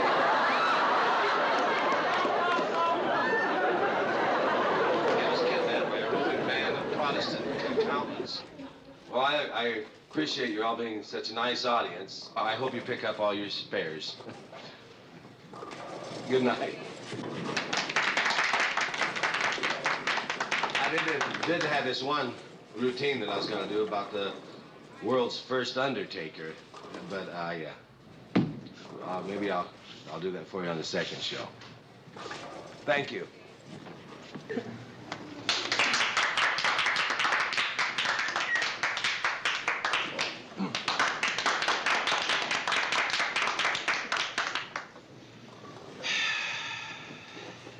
Didn't even introduce me from the audience.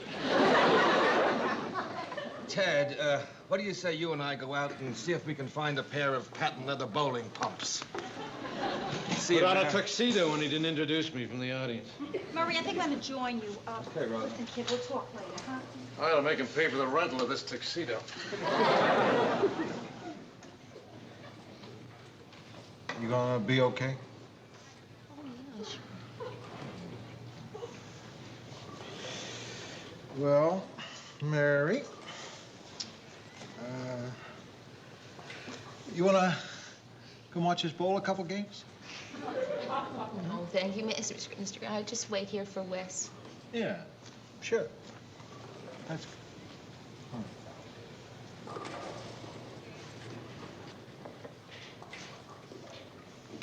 So, Wes, you were Rotten. Mary, rotten. Wes, you were not rotten. Chuckles called me this morning and said I could have my old job back. Well, it won't be so bad, will it? I guess not. Mary, will you marry me? What? I was just looking for something to pep up my evening. Wes, look, I know. Nobody laughed, Mary. Wes, I laughed. You cried. All right, Wes, look at it this way. You always said you wanted to be a comedian. And tonight you got a chance to be it. I guess you're right. There's a lot of people in this world that go through life wanting to do something and never getting a chance to do it. Right. Boy, are they lucky.